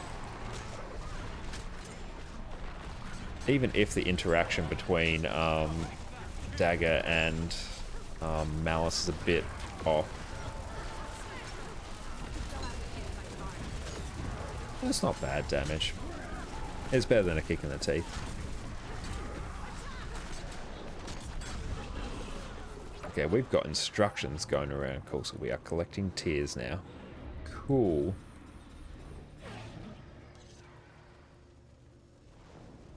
How many tears do we have? Did we even pick one up? I'm pretty sure we didn't. No, we're still stuck in combat. This bloody mushroom charger. I like that we can pre-buff ourselves with quickness. That's fun. Come on, I need to pick this up. Oh, it's literally not letting us. Oh no, we got it. There we go. Sweet. Oh, we actually have to channel on them. Oh, that's annoying. Come here. There we go.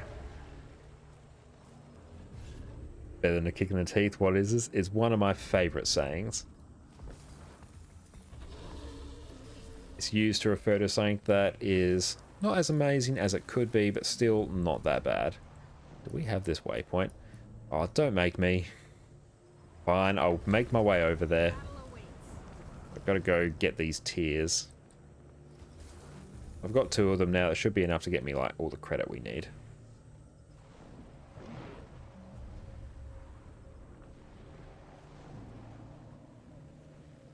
Plus we can actually get the waypoints and then we'll port to our commander.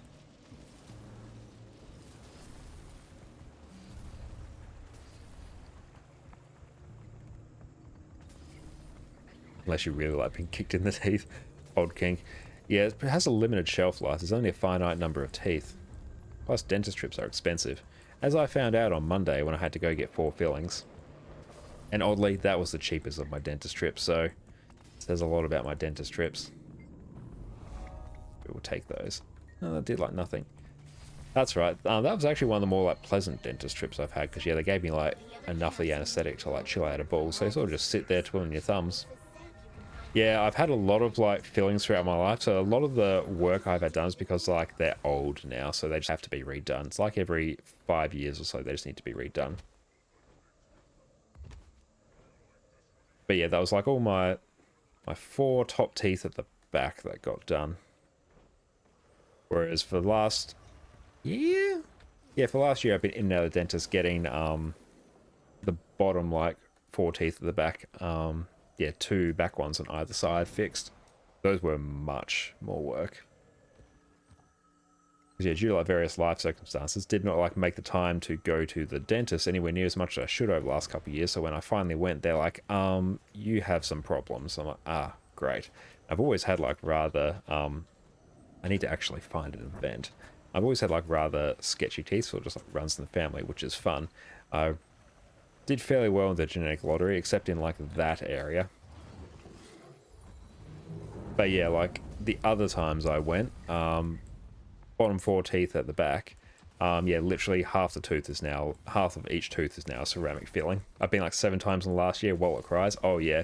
And for each one of those 4 teeth that now have ceramic fillings, they were over 1,000 a pop.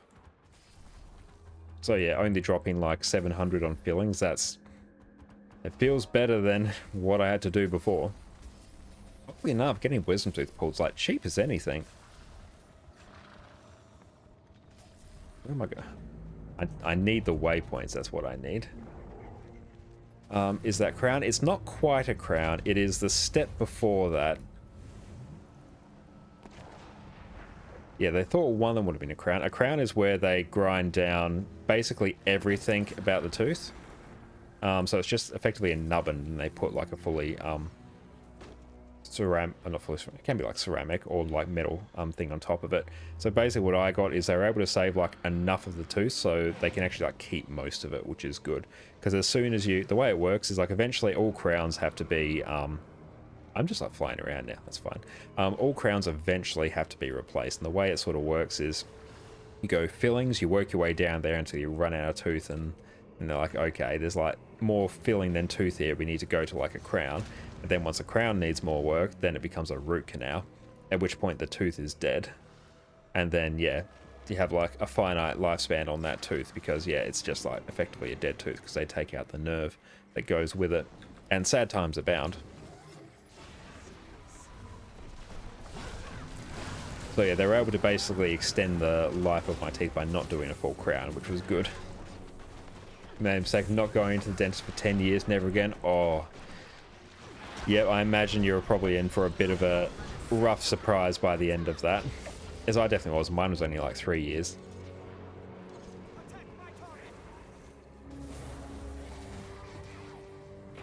But yeah, I wish I took better care of my teeth when I was younger, because yeah, when you're younger it's fine, like even like getting fillings isn't too bad, except when I was younger I used to hate the needle, so I got the fillings without the anesthetic. That sucked. That was royally bad. But yeah, once you get past the anesthetic it's like totally fine. But yeah, that should be the last of my well, I do have to go for like a cleaning at some point, but that's the last of my actual like big dentist trips. Hopefully for the next few years, because my wallet cannot stomach that punch again. You're just happy silver fillings aren't the normal anymore? Oh yeah, definitely. Yeah, I know a lot of the metal fillings in particular, they can like leach heavy metals into your body over time because of just what they did back in the day. But no, it was super cool when I got my ceramic ones actually, because yeah, they have like effectively a 3D printing machine. So they basically go through, took scans of my teeth. They basically ground out everything they needed. I'm just going to chill on short bow, makes it easy for me to talk. They ground out everything they needed and took scans of it, and then they had like a block of ceramic, and then they milled it to the exact shape that they needed. So effectively it just like sits on top of my tooth like a cap, and they just like glued it down. It's fascinating. What was less fascinating was like when I went to like the bathroom, took a look at like what was left of the tooth before they did it, and oh, that looked weird. One root canal, massive complications, one extraction, about 10 fillings. That was a few years ago. Oh, my condolences, Derwin. That it sounds about what I'd probably expect if I didn't go for that long as well. Now you go every 6 months. Yeah, I'm on the 6-month train as well. I used to be on a year, but yeah, when they spoke to me, they're like, yeah, you're coming every 6 months. I'm like, yeah, that's fair enough.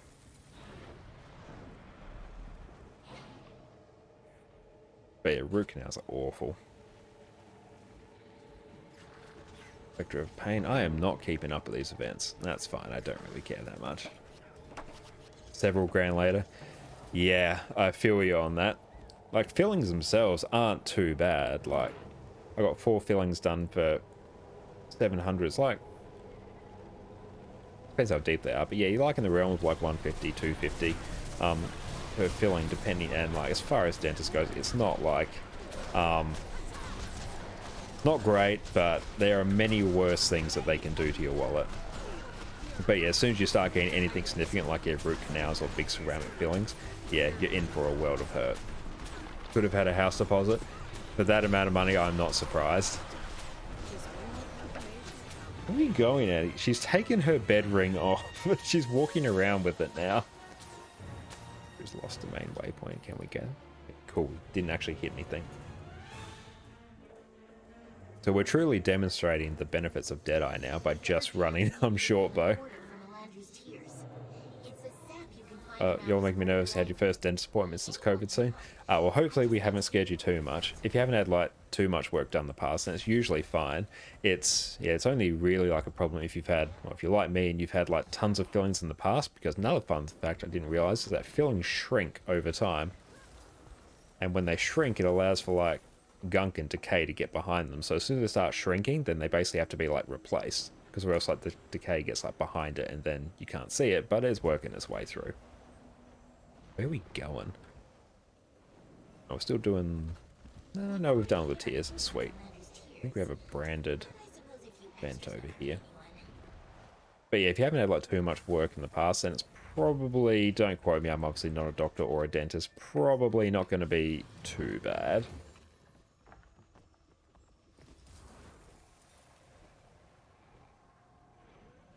Yeah, how can they not make them out of something that doesn't shrink? I know, it's...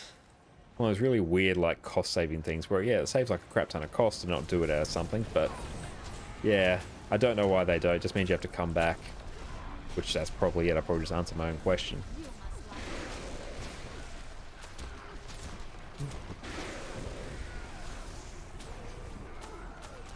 We send people to the moon, but not that. We have a really weird set of priorities.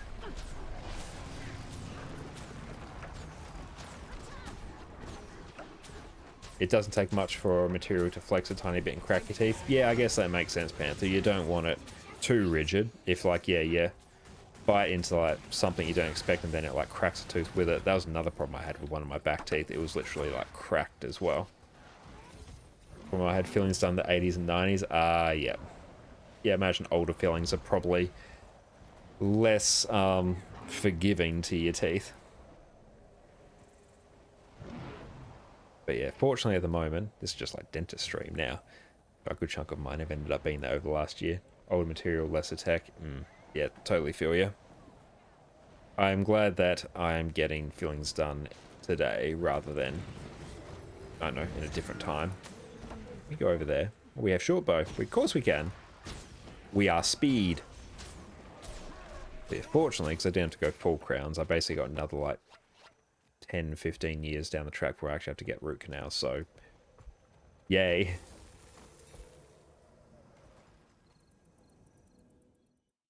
$30 years is a good lifetime for them. That's a really good lifetime for them. Usually they expand and contract tiny amounts, eventually cracks them. But yeah, if you got 30 years out of them, like, that's really good. Considering mine are meant to go like, it's like 3 to 5 years or something, which that sounds like a rip-off. That sounds like some proper bullshit right there.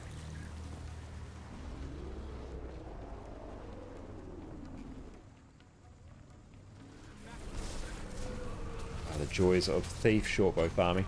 If there's ever a class I just want, not like AFK farm on, that's NG. If I want to just chill out and just farm while I'm like, yeah, watching something else or just want to unwind, just hop on thief, because shortbow just bounces between mobs, it pings everything. Yeah, shortbow 4's an AoE stun and poison. It's great. You got mobility. You can blast as well. And has a built-in evade. It's an amazing weapon. Okay, so still sussing out our next legendary. We quoted 10 years for your ceramic crown. They offered you a bridge, but they only had a 3-year lifespan. Yeah. Yeah, the ceramic crowns are expensive, so I can see why they gave you a bit of an alternative to go with. Oh, we in combat. Sad. Oh, that hurt.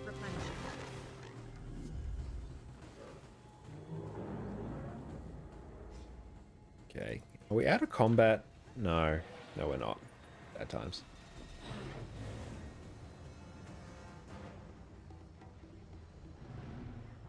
Bring this one down. But yeah, I realized how quickly, well, I'm gonna complain about Medicare now. It is total bullshit that dentistry is not covered under general Medicare. Because, yeah, having shitty teeth really impacts your health, so I'm really surprised that's not. So of course you have to shell out for like private insurance for that, and the private insurance I had covered jack shit of everything I had.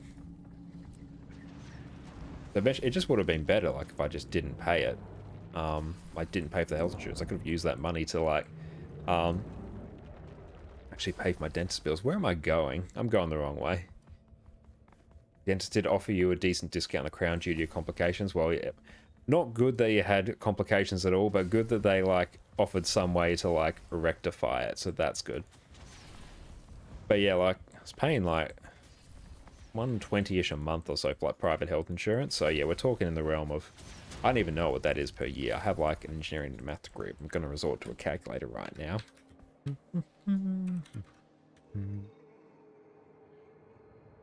Nope, wrong numbers. Yeah, it's like 1,400 a year, and that legit covered like one of my 4 like ceramic crowns. Like, why did I pay for that again?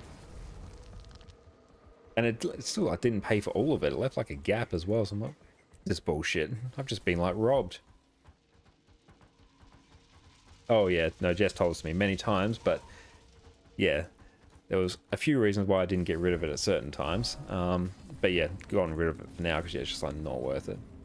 Then they did a composite bond review, said it would take 2 years, or last like 2 years and be a short-term solution. Oh, welcome, Deborah Ross as well. Which is what you need at the time. It's been 5 years since then. It's still going strong. It's on your front tooth. Ah, that's good. I do. When you're seeing that's hospital and extras, yeah, I wasn't on like Giga coverage either. But yeah, to get like major dental, yeah, we're talking like it's probably in the realm of like 300 a month or something like that. I'm like, well, still, that makes no sense for me to do. I think it helps that you don't even bite into apples with it. Yeah, if you take care of it, it can last like a proper amount of time. I have completely lost. That's why we have teleport to friends. We're coming, Commander. But yes, I am trying to make much more of a point to look after what I have now. Because yeah, the next time I go to get work done, it's going to be, honestly, I'm probably out of pocket like 10 grand. So they're moving again. I'm wasting my teleport to friends. Commander's on it though, and I am not.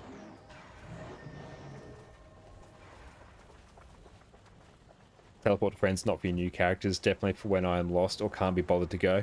I feel exactly the same way. Oh, use the pack chopper. Thank you, Commander. Where are we going? No, yeah, I've been playing the game since like launch, so of all the birthday gifts, I have so many teleport to friends. So yeah, I just use them for like anything I can now. Because yeah, it's like the old, let me target this. It's the old situation from like old school RPGs where you like hoard all your elixirs, your max potions, your phoenix downs and everything, and then you eventually beat the game and you just like have never used them because you've hoarded them all for that, you know, one situation, one day where you'll finally use them. But no, I'm trying to break from that. The items are there to be used, and I'm just going to get completely ruffle stomped here. Mine should have a mega bus that you can all mount on, so they can fly us from place to place and baby spoon feed us. I completely agree, Deborah.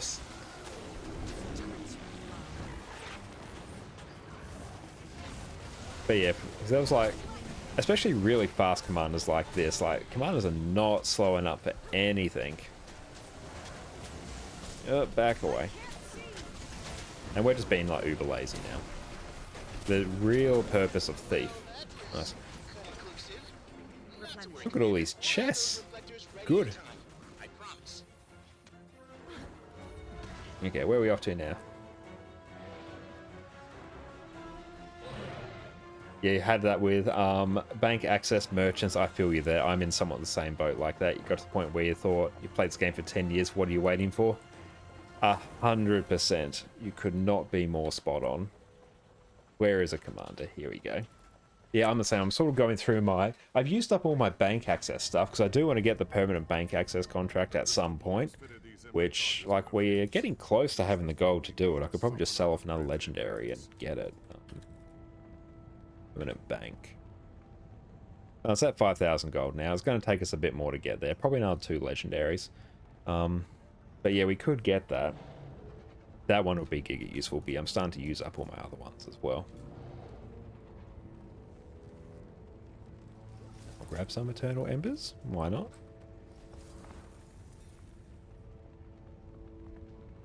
I'm just going to like chill on this event here. I've got my character model set down to quite low, so I can't even see what's going on here. There we go. It's finally spawned in. I can see from your chat cover that you're of the Chad Rev persuasion. Ah, another Revenant Enjoyer. Yeah, Revenant is definitely my main class. Thief was my main class before, but since I came back to the game last year, why did I target over there? I picked up Revenant because I saw basically the old Immortal Condi Herald build, and it was absolutely amazing. So I mained Revenant since that. Revenant is like Thief, but for adults. It is tankier. Honestly, in some cases, better Thief. This is slow NPC. It is. I can't even steal because I don't have anything marked. Oh, it's out of range. Oh, sad times. That's alright. We can give them swiftness, though. Now they've got swiftness. There we go. Yeah, love Deadeye for just like tagging open world mobs, though. And plus, Shortbow actually lets me talk to the stream without having to put too much thought into everything. Replenish.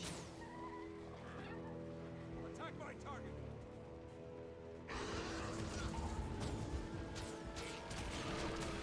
But yeah, I am loving me some Power Quickness Herald at the moment. That is absolutely amazing to play. And I still play a fair bit of Condi Alacra, particularly in Fractals as well. Yeah, Quickness Herald's so good. I love even the just Power DPS Herald, because yeah, you obviously don't output the quickness, but a super simple rotation, very durable, and covers like a lot of boons as well. Like things like just making sure people are capped out on might. It's so good. Are you going to say? Nice, great minds think alike then. No, it's so good.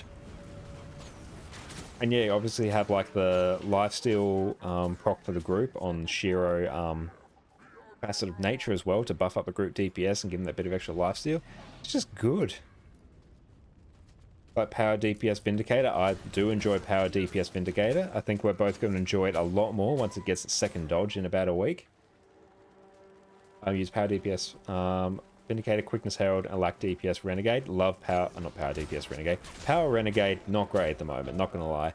I love Condi Renegade, that's one of my favourite builds. Even the heal quickness one's pretty good.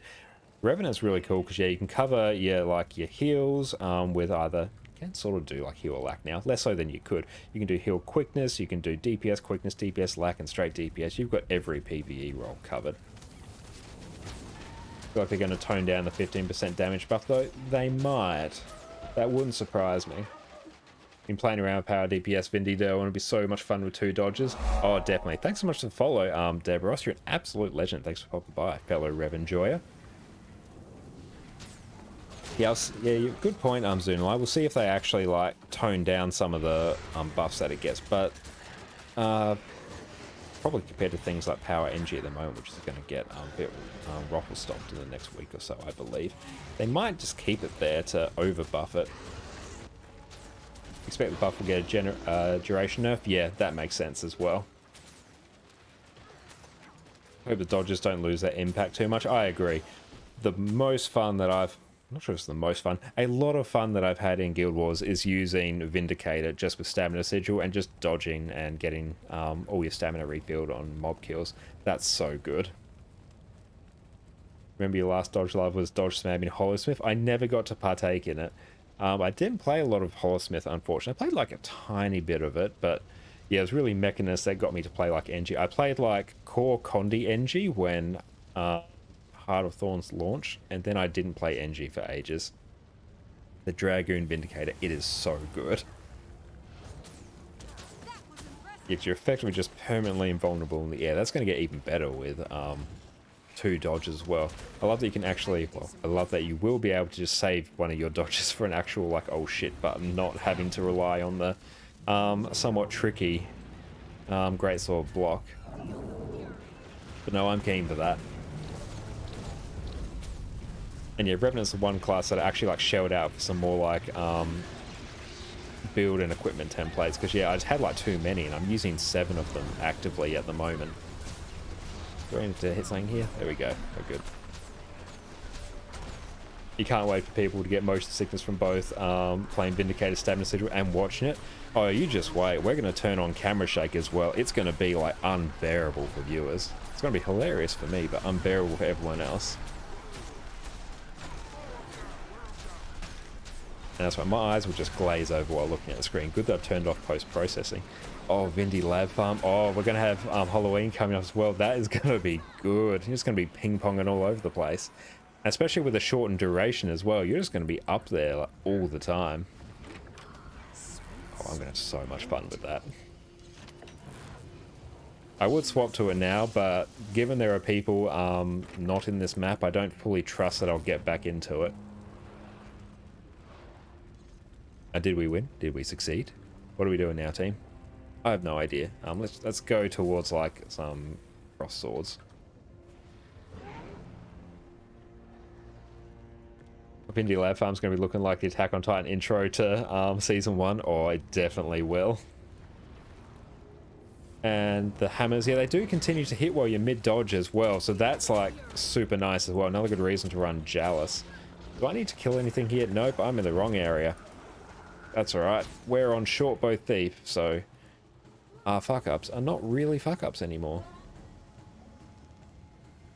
Or am I just being like too slow? I think I'm being too slow. Come on! Oh! Just chasing them. Jealous is great for emergency stab. We can save the group. Oh, it definitely is. Love Jealous. Quite often I'll just run that instead of Shiro, to be honest. It's really nice to have. Do I need to actually do anything here? I have no idea. Honestly, I'm probably going to die here. Yeah. No, we probably are. Okay, let's actually try and pay attention. Ah.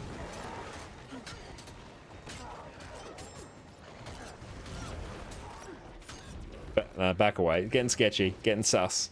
Getting sus. Nah, it's fine. Is it better than Greatsword Mirage? I'm not sure about Greatsword Mirage. It's not as... It doesn't have the solo potential of Staff Mirage. You still have the Shiro port. It feels good and impactful. Or it definitely does. It feels like it lands with a chunk. Okay, let me actually get back on the commander now, because I'm just waddling around by myself now. I'm not being very profitable. It's not very efficient of me. Little weird port there. Go here.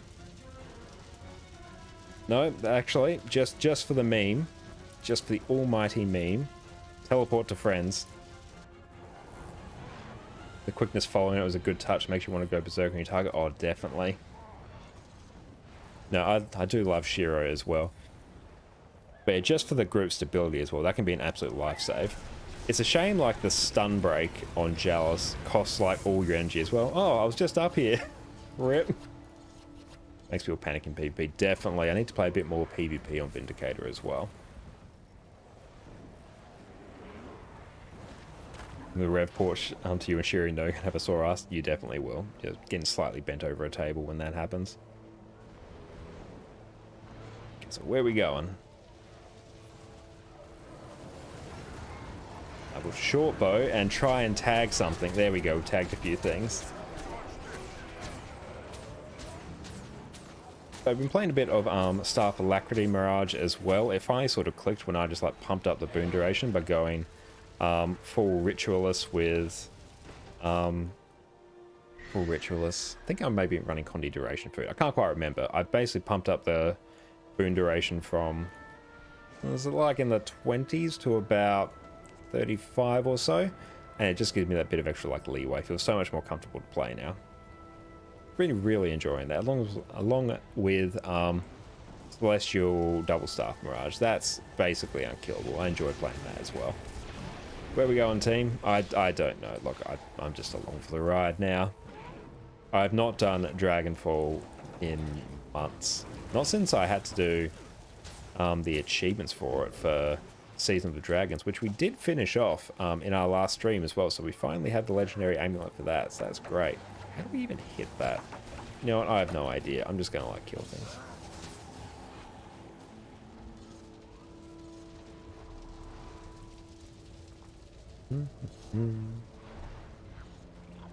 They're saying things like mid-cull, and I have no idea. You can hear a mid-cull. Mid-cull? No, that's not what you said at all. You hear a pop gun enjoyer? Yeah, I hear it too. It's not a like lover or quip enjoyer, so it's somewhat more tolerable. We get credit? Yeah, we do. Okay. Honestly, I should probably turn... I need to do something that's not recommended. I actually need to turn on auto-targeting. Where is it? There we go. Now we've reached peak lazy thief. What mount am I on? I'm on my Raptor. Cool. I had no idea. No idea what's happening. It's all just chaos. You auto-target and everything? Ah, nice. Sometimes I do it, but usually, like, I have, like, some things that I really don't want that to happen on. Like, the things such as mobility. So I've been, like, screwed over by it a number of times. So I tend not to run it unless, like, I'm just doing something like this.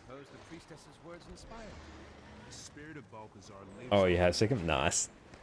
That's definitely a good one just to pop. What is good fun now is on Mechanist, especially... My words, they're failing me. Especially Power Magnets, just putting everything on autocast and just having a... just go and make a sandwich. The world waypoint, we're just bouncing around like nothing here. Like, I'm sure there's some, like, method to this madness. It's probably, like, get everything done here as quick as we can so we get the, so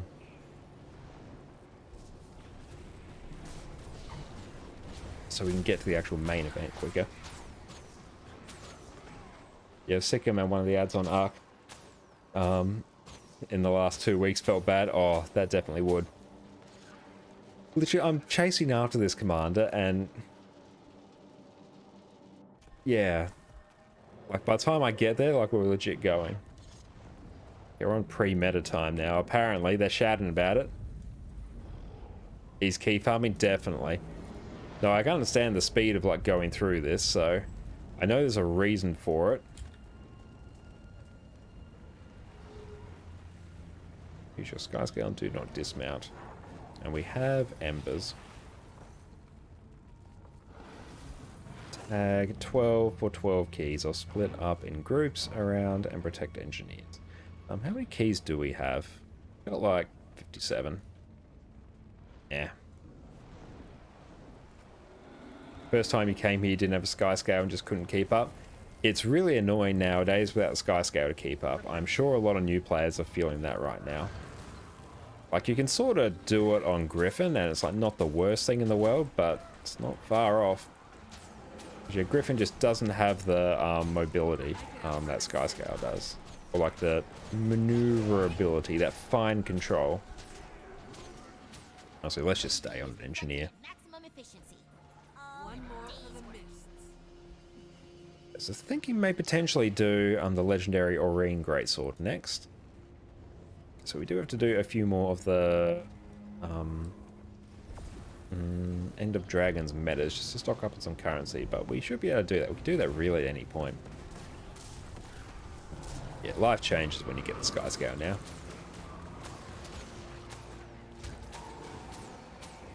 Thank you. Okay, now if I actually use the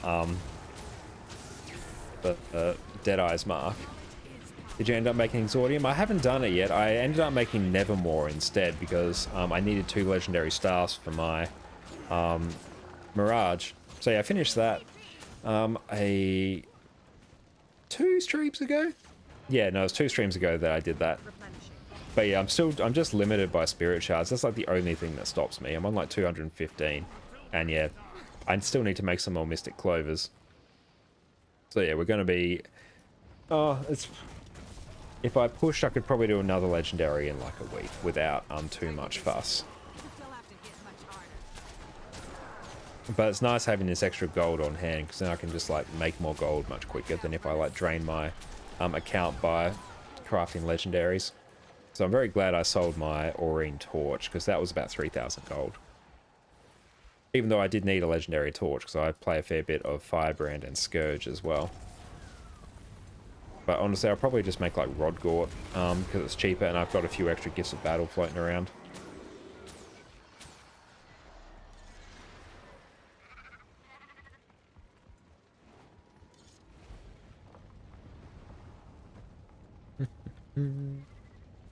Just see Twitch Inspector, how are you going? Are you winning? I trust you are. Yeah, that looks fine. One of the joys of an AMD graphics card is that it is a bit trash at encoding, so I have to pull double duty on the CPU. Which is great on Guild Wars, being as CPU bound as it is. So that's why I stream in 720 instead of 1080. Because then I find the combination of 1080-60 streaming and playing Guild Wars just like absolutely rips the CPU. At least both of them use Vipers, torches, not necessarily the name sigil. Yeah, no, that's very good. And I'm fine with like I've got like all the ascended weapons that I need and enough raid currency to basically buy whatever I want. And if I'm super strapped on currency, then I can just like craft one if I really need. It's a very inefficient way to do it nowadays, but I can do it. It's mostly just for the convenience of it, just because it makes it really annoying to swap builds. Had this really weird lag yesterday when we streamed Overwatch. Oh, that's annoying. Yeah, occasionally, like I'm on like 274 ping in Guild Wars at the moment, which is not great. It's usually a bit lower, so I might be running into some server issues. But the game was fine otherwise. Character selection screen, it was like 10 FPS. Oh, yeah, that's weird. Especially on Overwatch as well, because it's a fairly light game to run. But yeah, I can run Guild Wars through a VPN. Just had to like put an exception through OBS to basically bypass the VPN, because I don't want to like stream and play Guild Wars through a VPN. I don't fancy testing out what that will do to my upload. That's an experiment for another day. Could always run like a test stream on a spare channel or something to see. It's been like absolute lazy mode here. I love it. Not efficient, but it's working.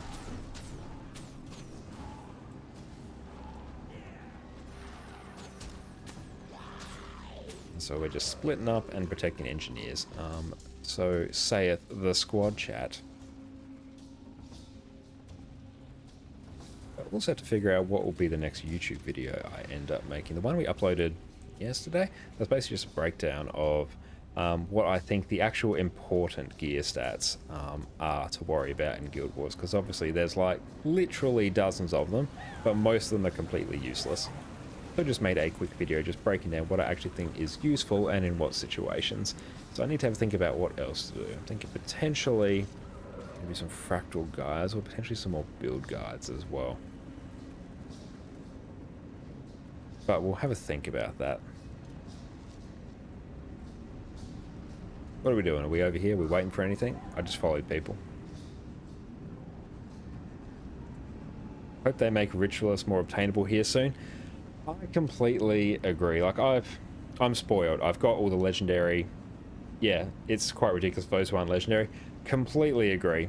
Yeah, I've got full legendary, so it's super easy for me to get. But yeah, I totally understand. Like, I don't even think you can get like a Ritualist back piece like at all. So having to get it is just super pricey. Honestly, good chunk of time if you're not running. Where we going? Let's just go stack on a commander now. Yeah, just use this. I don't know what's happening. Celestial's not a bad alternative to it nowadays. Like, you're going to get most of the boon duration anyway that you need. You may just have to like swap out some runes. So if you're strapped, Celestial's not too bad. As long as you're not worrying about tanking. Evening Connor, welcome Bacon. Good to see you got your PC. Fantastic. What is the easiest ascended back piece to get? Do you have access to the living world? Because back pieces are a bit tricky because there's many places to get them. Specifically, do you have access to like Living World Season 3? With other Ascended back pieces.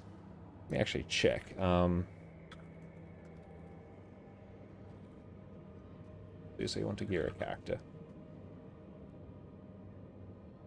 The one in Bloodstone? Yeah, the one in Bloodstone's really good. Yeah, if you can get the one from Bloodstone Fen, you basically just farm up the map currency for that. That is very good, because yeah, you can actually like just buy an item to change stats on it. And if you do the return to achievements for that, so just like play through that story, it's probably going to take you like an hour or two. You'll get the, you'll basically get everything you need. Like you'll get a full stack of the currency, you'll be able to buy it. Bob's your uncle, you are done. Yeah, I was going to say, Zunlai, then Bitterfrost is second, because yeah, Bitterfrost you get a back piece, you get an earring, and you get a ring. You just don't get an amulet. It's apparently meta time now. Cool, so I'm just going to use my, not my last teleport to friend, my 119th teleport to friend. But yeah, either of those two maps will be very good. You start to work on Season of the Dragon. Season of the Dragon is absolute god tier for it. Let me actually just paste something in chat. Our best one will either be Bloodstone Fen, which if I pull it up, for the story that is associated with it. Bloodstone Fen is Out of the Shadows, and A Crack in the Ice is Bitterfrost Frontier. So even if you just jump to those, just to get access to the map, get the map currency for there, bish bash bosh, you're done. Also, super useful guide that I just pinged in chat. This will basically go through and show you very efficient ways to gear out a new character. It is fairly all-encompassing nowadays. When I went through on my alt account and made a guide on basically gearing up a fresh character in full Ascended, this formed the basis of a lot of it. Because yeah, from 0 to full Ascended. Hey, thanks so much for pinging that. I'm glad that that worked. I must have set up... Oh, thanks so much for the sub. That's much appreciated. I'm glad I set up that alias, because it was like !YT, so I'm glad that worked. Okay, so we've just like completely leached this meta event now, but that's fine.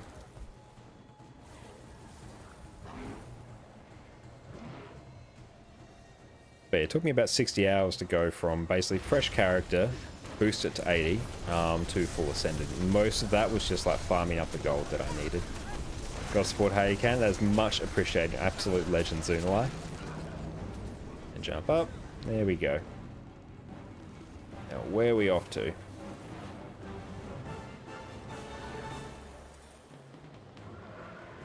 Shall we glide before we hit the floor? We cannot let these bodies hit the floor. And I actually, no line of sight. I can't even use my Deadeye's mark to it. That's annoying.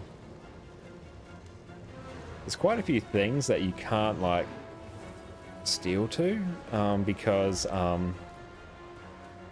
you get weird line of sight issues. It's just like really structures. Structures are really the only thing it happens on. Where we go? So you just do the first chapter of Living World Season 3, you get one. Not entirely. If you have the Season of the Dragons achievements, which I'm pretty sure you should have access to those achievements, you basically go through, complete the story. There may be some other achievements. They're literally just like do some gathering in the map and maybe complete a few events. You'll get a stack of the map currency. Legit, this round of achievements, it's 1 to 2 hours. It is not long. Then you use that map currency to go to a vendor and buy it. Where are we going? We're going down here? Cool. Cool beans. But yeah, Out of the Shadows, super quick way. That's how I got a really easy one on my alt account. And yeah, then I did Bitterfrost for a good chunk of the other accessories. Living World Season 3, like if you want Ascended accessories, it's god tier for it. There is nothing that is better for it, I think. Yeah, no, you'll be done in no time. No, you're very welcome. But yeah, that guide I linked, very useful, particularly for like Ascended weapons as well. Because yeah, you have like your specialization collection. So like you can get an ascended rifle for Deadeye, ascended staff for Daredevil, and stuff like that. And those collections, if you're efficient, maybe 3-4 hours to complete them, and probably about 20 gold or so, and that will get you an ascended weapon. Come on, I need to jump on this thing. Where are we? No, it's not letting me do it. Hang on, we need to maybe glide a bit. There we go, we caught it. Caught the updraft. And Ascended Armor is probably the trickiest one. If you're not doing like top tier fractals, though, you don't need it. But if you're like me and want to get basically as high a stats as you can, the easiest way to get it, easiest way is like doing raids and strike missions, but that may not be like the first thing you dive into. I think probably what I ended up doing, and what I'd probably recommend most players end up doing who like don't want to like dive into like top tier endgame content as like your gearing source, is probably like max out one of your crafting disciplines. Like if you'll need like leather worker for the armor or something, and then like just craft them. I use the shrines, please, the commander's saying. Because yeah, it was only the only limitation was just farming the gold, which you can just get by like playing the game. But yeah, if you do things like strike missions and raids, then yeah, you can get ascended armor much quicker and much cheaper as well. But it's just a matter of like doing them. It's actually slow down on killing this one because I have to be killed at about the same time. Yeah, we're just gonna chill here on Matriarch. I think we could probably go help something else. Let's do that. Yeah, we're getting shouted at to stop killing the Matriarch. Yeah, that guide is like super comprehensive. They did an absolute amazing job, whoever did that. Penetris, I believe it is. No, they did absolute god tier job.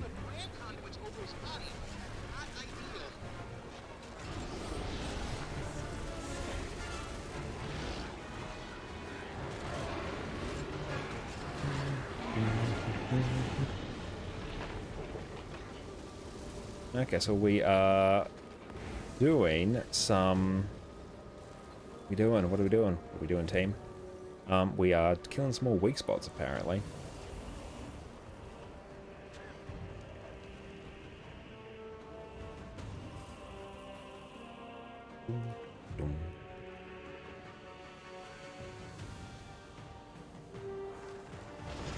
Your rating is also great to get ascended armor and weapons. Yeah, once you get into raiding, like that will basically be your source for ascended weapons, armor, and honestly trinkets as well.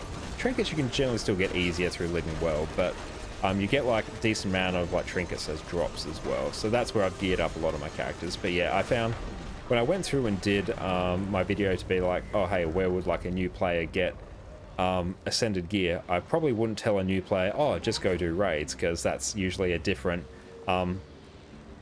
that's a tricky value proposition for them. And I still like the crafting method, because like having a crafting discipline maxed out is like good to do anyway. Like you're gonna need it at some point for everything. I'll just log on Mechanist, easy peasy. Very true. Mechanist really does trivialize it a bit nowadays. But it's probably a bit different like nowadays, because a lot of the raids are on farm, especially wings 1 through 4, so you can sort of just get like a rough idea of your class, and you can generally jump into them without like too much issue.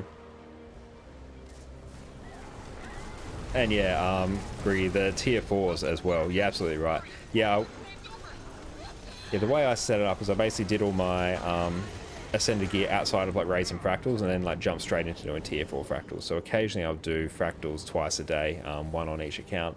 And yeah, that is a really good way to get ascended gear. Like I think I've done probably about, say around 15 rounds of fractals on my other one, because I've gotten a bit lazy on it. And yeah, I've gotten like 6 ascended armor chests from it.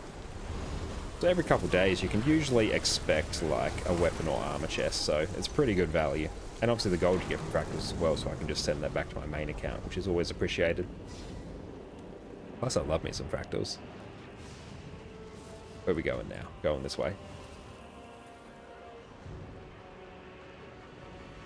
But yeah, I do like the crafting method as like a first one, because yeah, you max out your crafting discipline, it's good, you need that for everything. You're only limited by like what you farm, but basically by how quickly you farm gold. You can sort of just do that by doing any of the content you like, be it raids, strike missions, open world, or yeah, fractals or anything. And then yeah, you'll sort of just naturally get it. Come on. How do we get this? It's just nonsense. Absolute nonsense. Come here. There we go. I don't know why it's not letting me like jump up on them. Doesn't really matter though. Love the Krakatoa theme music. I think it's called like Aurine something. I did find it on SoundCloud. I was going to use it as like backing music for one of my videos. And nice, that's taken care of. Looks like Krakatoa's had enough. He's constructing a carapace. Still detecting And your ping's still like a little bit too high tonight, so it's probably a night that could have benefited from a VPN. I am on a Thief, Bacon. I was testing out a bit of Deadeye earlier, just trying to get my head around the rotation, because it's been ages since I've used it. Oh, is Addie not there? Let me just hide her cam then. I keep forgetting she's not there.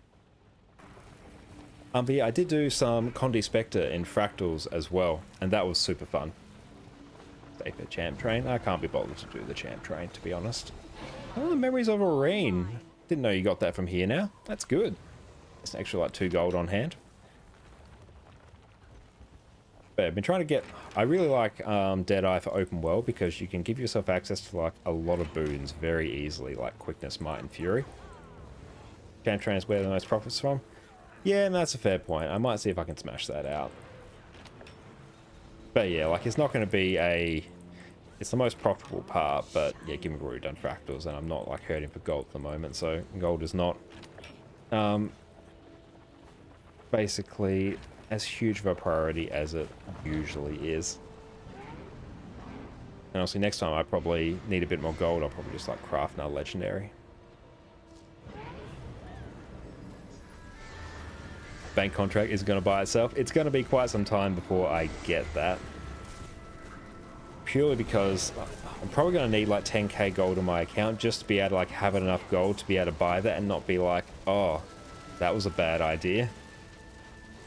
Because yeah, I could craft like 2 legendaries, sell them, then use the money to buy it. But then I'll probably like completely drain my account. And then it's like a bit of a pain to build it back up again.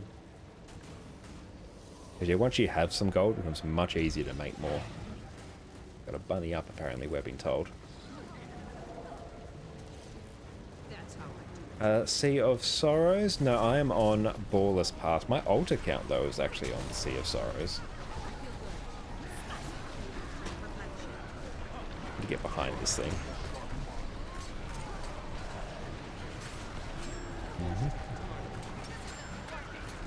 What's our damage? It's getting up there with people, given we're sort of bumbling our way. Sea of Sorrows is going to lose a lot of players on Friday. Why is that, Zoom? Like, I am not across I'm not across anything World vs. World related, to put it lightly. Oh, Indo's moving his guild. I assume he is a prominent player.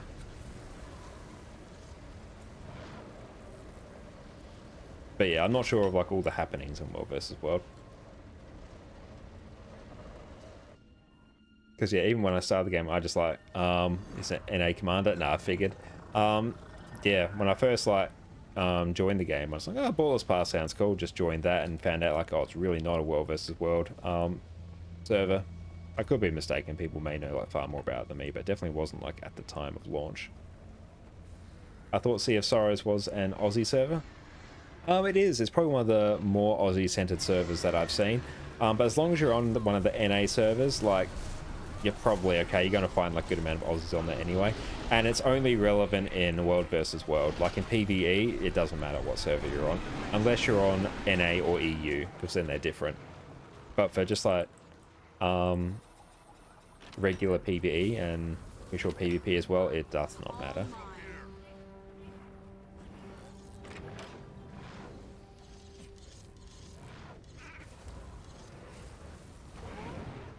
We may have to do a bit more Dragonfall, just in general, with a bit of extra gold when we're looking for a bit more of an influx. And then we can actually get a head around the key farm side, because we were slow as anything tonight, so I was sort of just like aimlessly waddling around. pinging some events.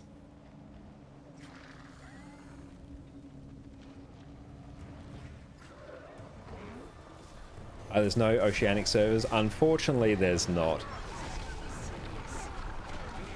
So yeah, we're limited to being on NA at the moment. So yeah, why am I out there? I thought I was on shortbow, but I wasn't. Shows how much I was paying attention. Yeah, there's only North American servers for us. The ping difference between the EU servers and NA servers, it kind of depends on what part of Australia you're from. For me, there's not much difference, but I'm basically in the middle of Australia, so I guess that sort of makes sense.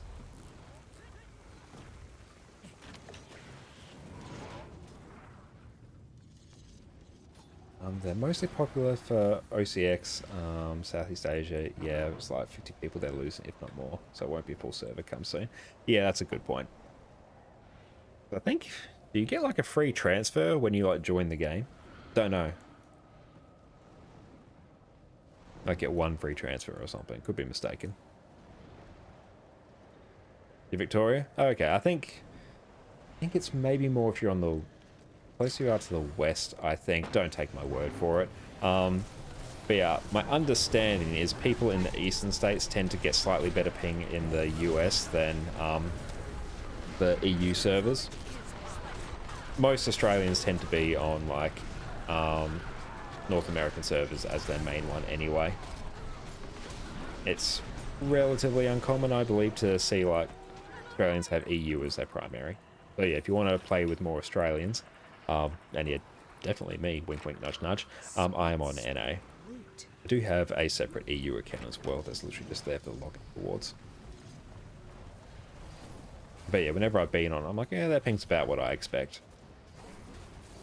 Can Aussies PvP? Oh, you definitely can PvP. This game is...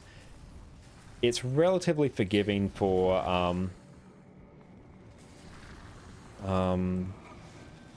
it's relatively forgiving for higher ping because of like how the skill queuing works. There is going to be like a bit of a difference between like things like DPS rotations and stuff like that, because there'll be a little bit of a delay, like a fraction of a second delay in how long skills take to activate, but generally like it doesn't matter. You have to be like really pushing the needle for that to be a problem. Sounds strange, wouldn't EU have more active players when you guys are on? Potentially. I think most of us... I'm not 100% sure my EU time zones. I tend to be fairly familiar with the American ones. I think it's probably the language side of it as well. Like we... Yeah, Australia is generally a fairly mono-language situation.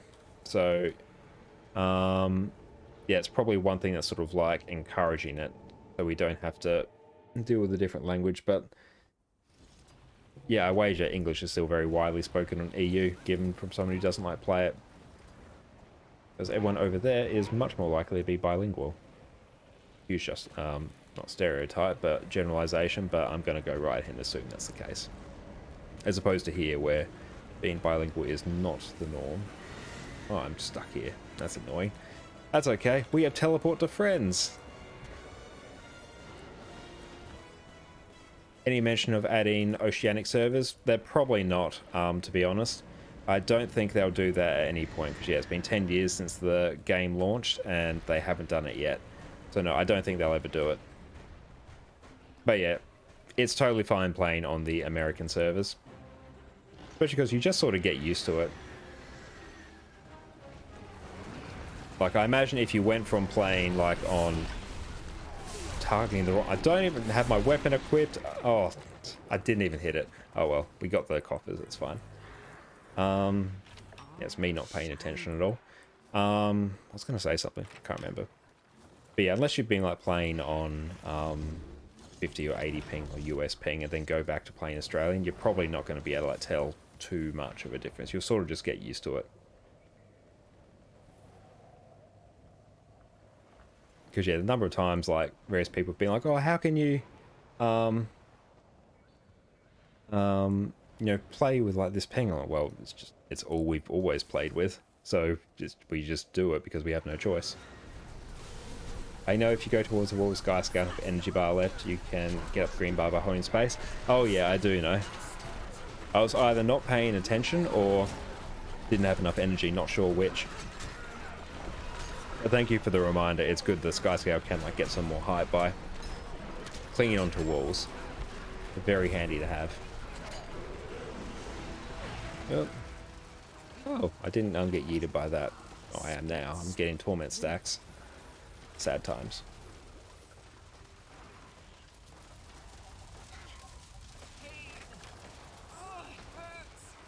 You double yellow, so you could easily get up there. Very good, very observant of you. That shows how distracted I am by you lovely people in chat. If I can get out of combat, that'd be good. We can grab some of these as well. Nice. Oh, good. I forgot these actually refill our endurance as we go up.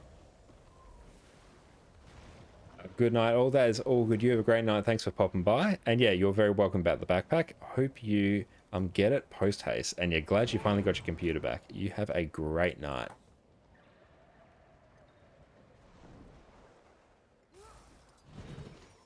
And down we go. Let's try and actually do something resembling a rotation. There you go, it's a bit better. Nice. Oh, they're like right on top of each other, these chests.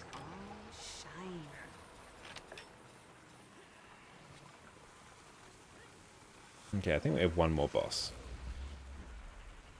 Northwest Shrine, then use the thermal thingamabob.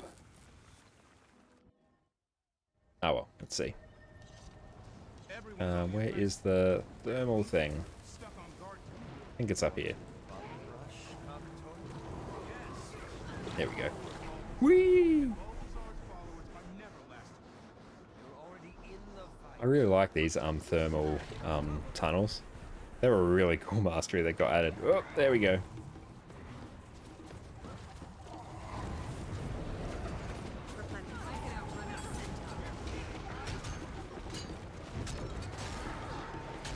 Oh, I better not actually die there. Yeah, I'm just going to die there. That's just going to happen. It's alright.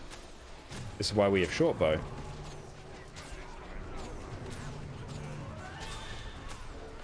Imagine if that's the trail you get with Primordius weapons. Oh, that would be very cool.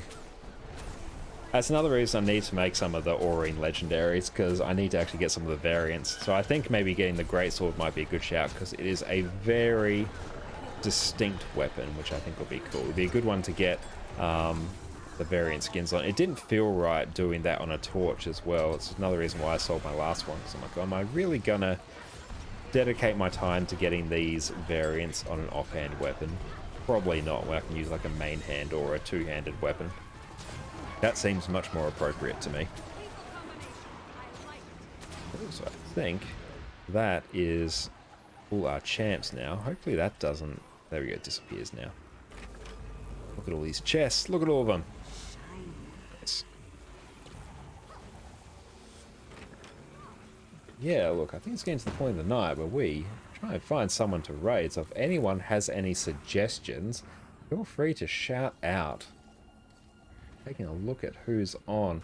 Annie's on. Annie is always delightful. We've got Shariana on as well. Asa. Let's see. Again, I'm open to suggestions, because I'm just having a very quick browse. Moment. We've got someone doing a first playthrough. Looks like Lily may be doing that. Let's take a quick look. Yeah, I think that might be where we head off to tonight. So we are going to head out to Lily Oxalis, who's doing, looks like a first playthrough on a Sylvari Necromancer. So let's not type that in her chat. Let's go type that in mine until I find a spot where I cannot... Oh well. This just is where we live now. Like, this is just our life. But there we go. Look, thank you all so much for tuning in, and huge shout out to Perfect D for the raid. Thanks to my partner Jess for actually remembering to do the shout out, because I forgot. But yeah, it's been a fantastic stream, and thank you all so much for popping in and hanging around after PD's very much appreciated raid. Had a great time tonight, and we'll be back again on Sunday. It's Wednesday today. yeah, back again on Sunday. And we may even stream some Guild Wars 1 at some point because, yeah, I've been playing that. I've been really liking that, and I would like to get my God Walking Amongst Mere Mortals title. That will be a while down the track, but I'm having a blast either way. But yeah, we're going to raid out now. So everyone have a fantastic night, and we'll catch you all later. Cheers.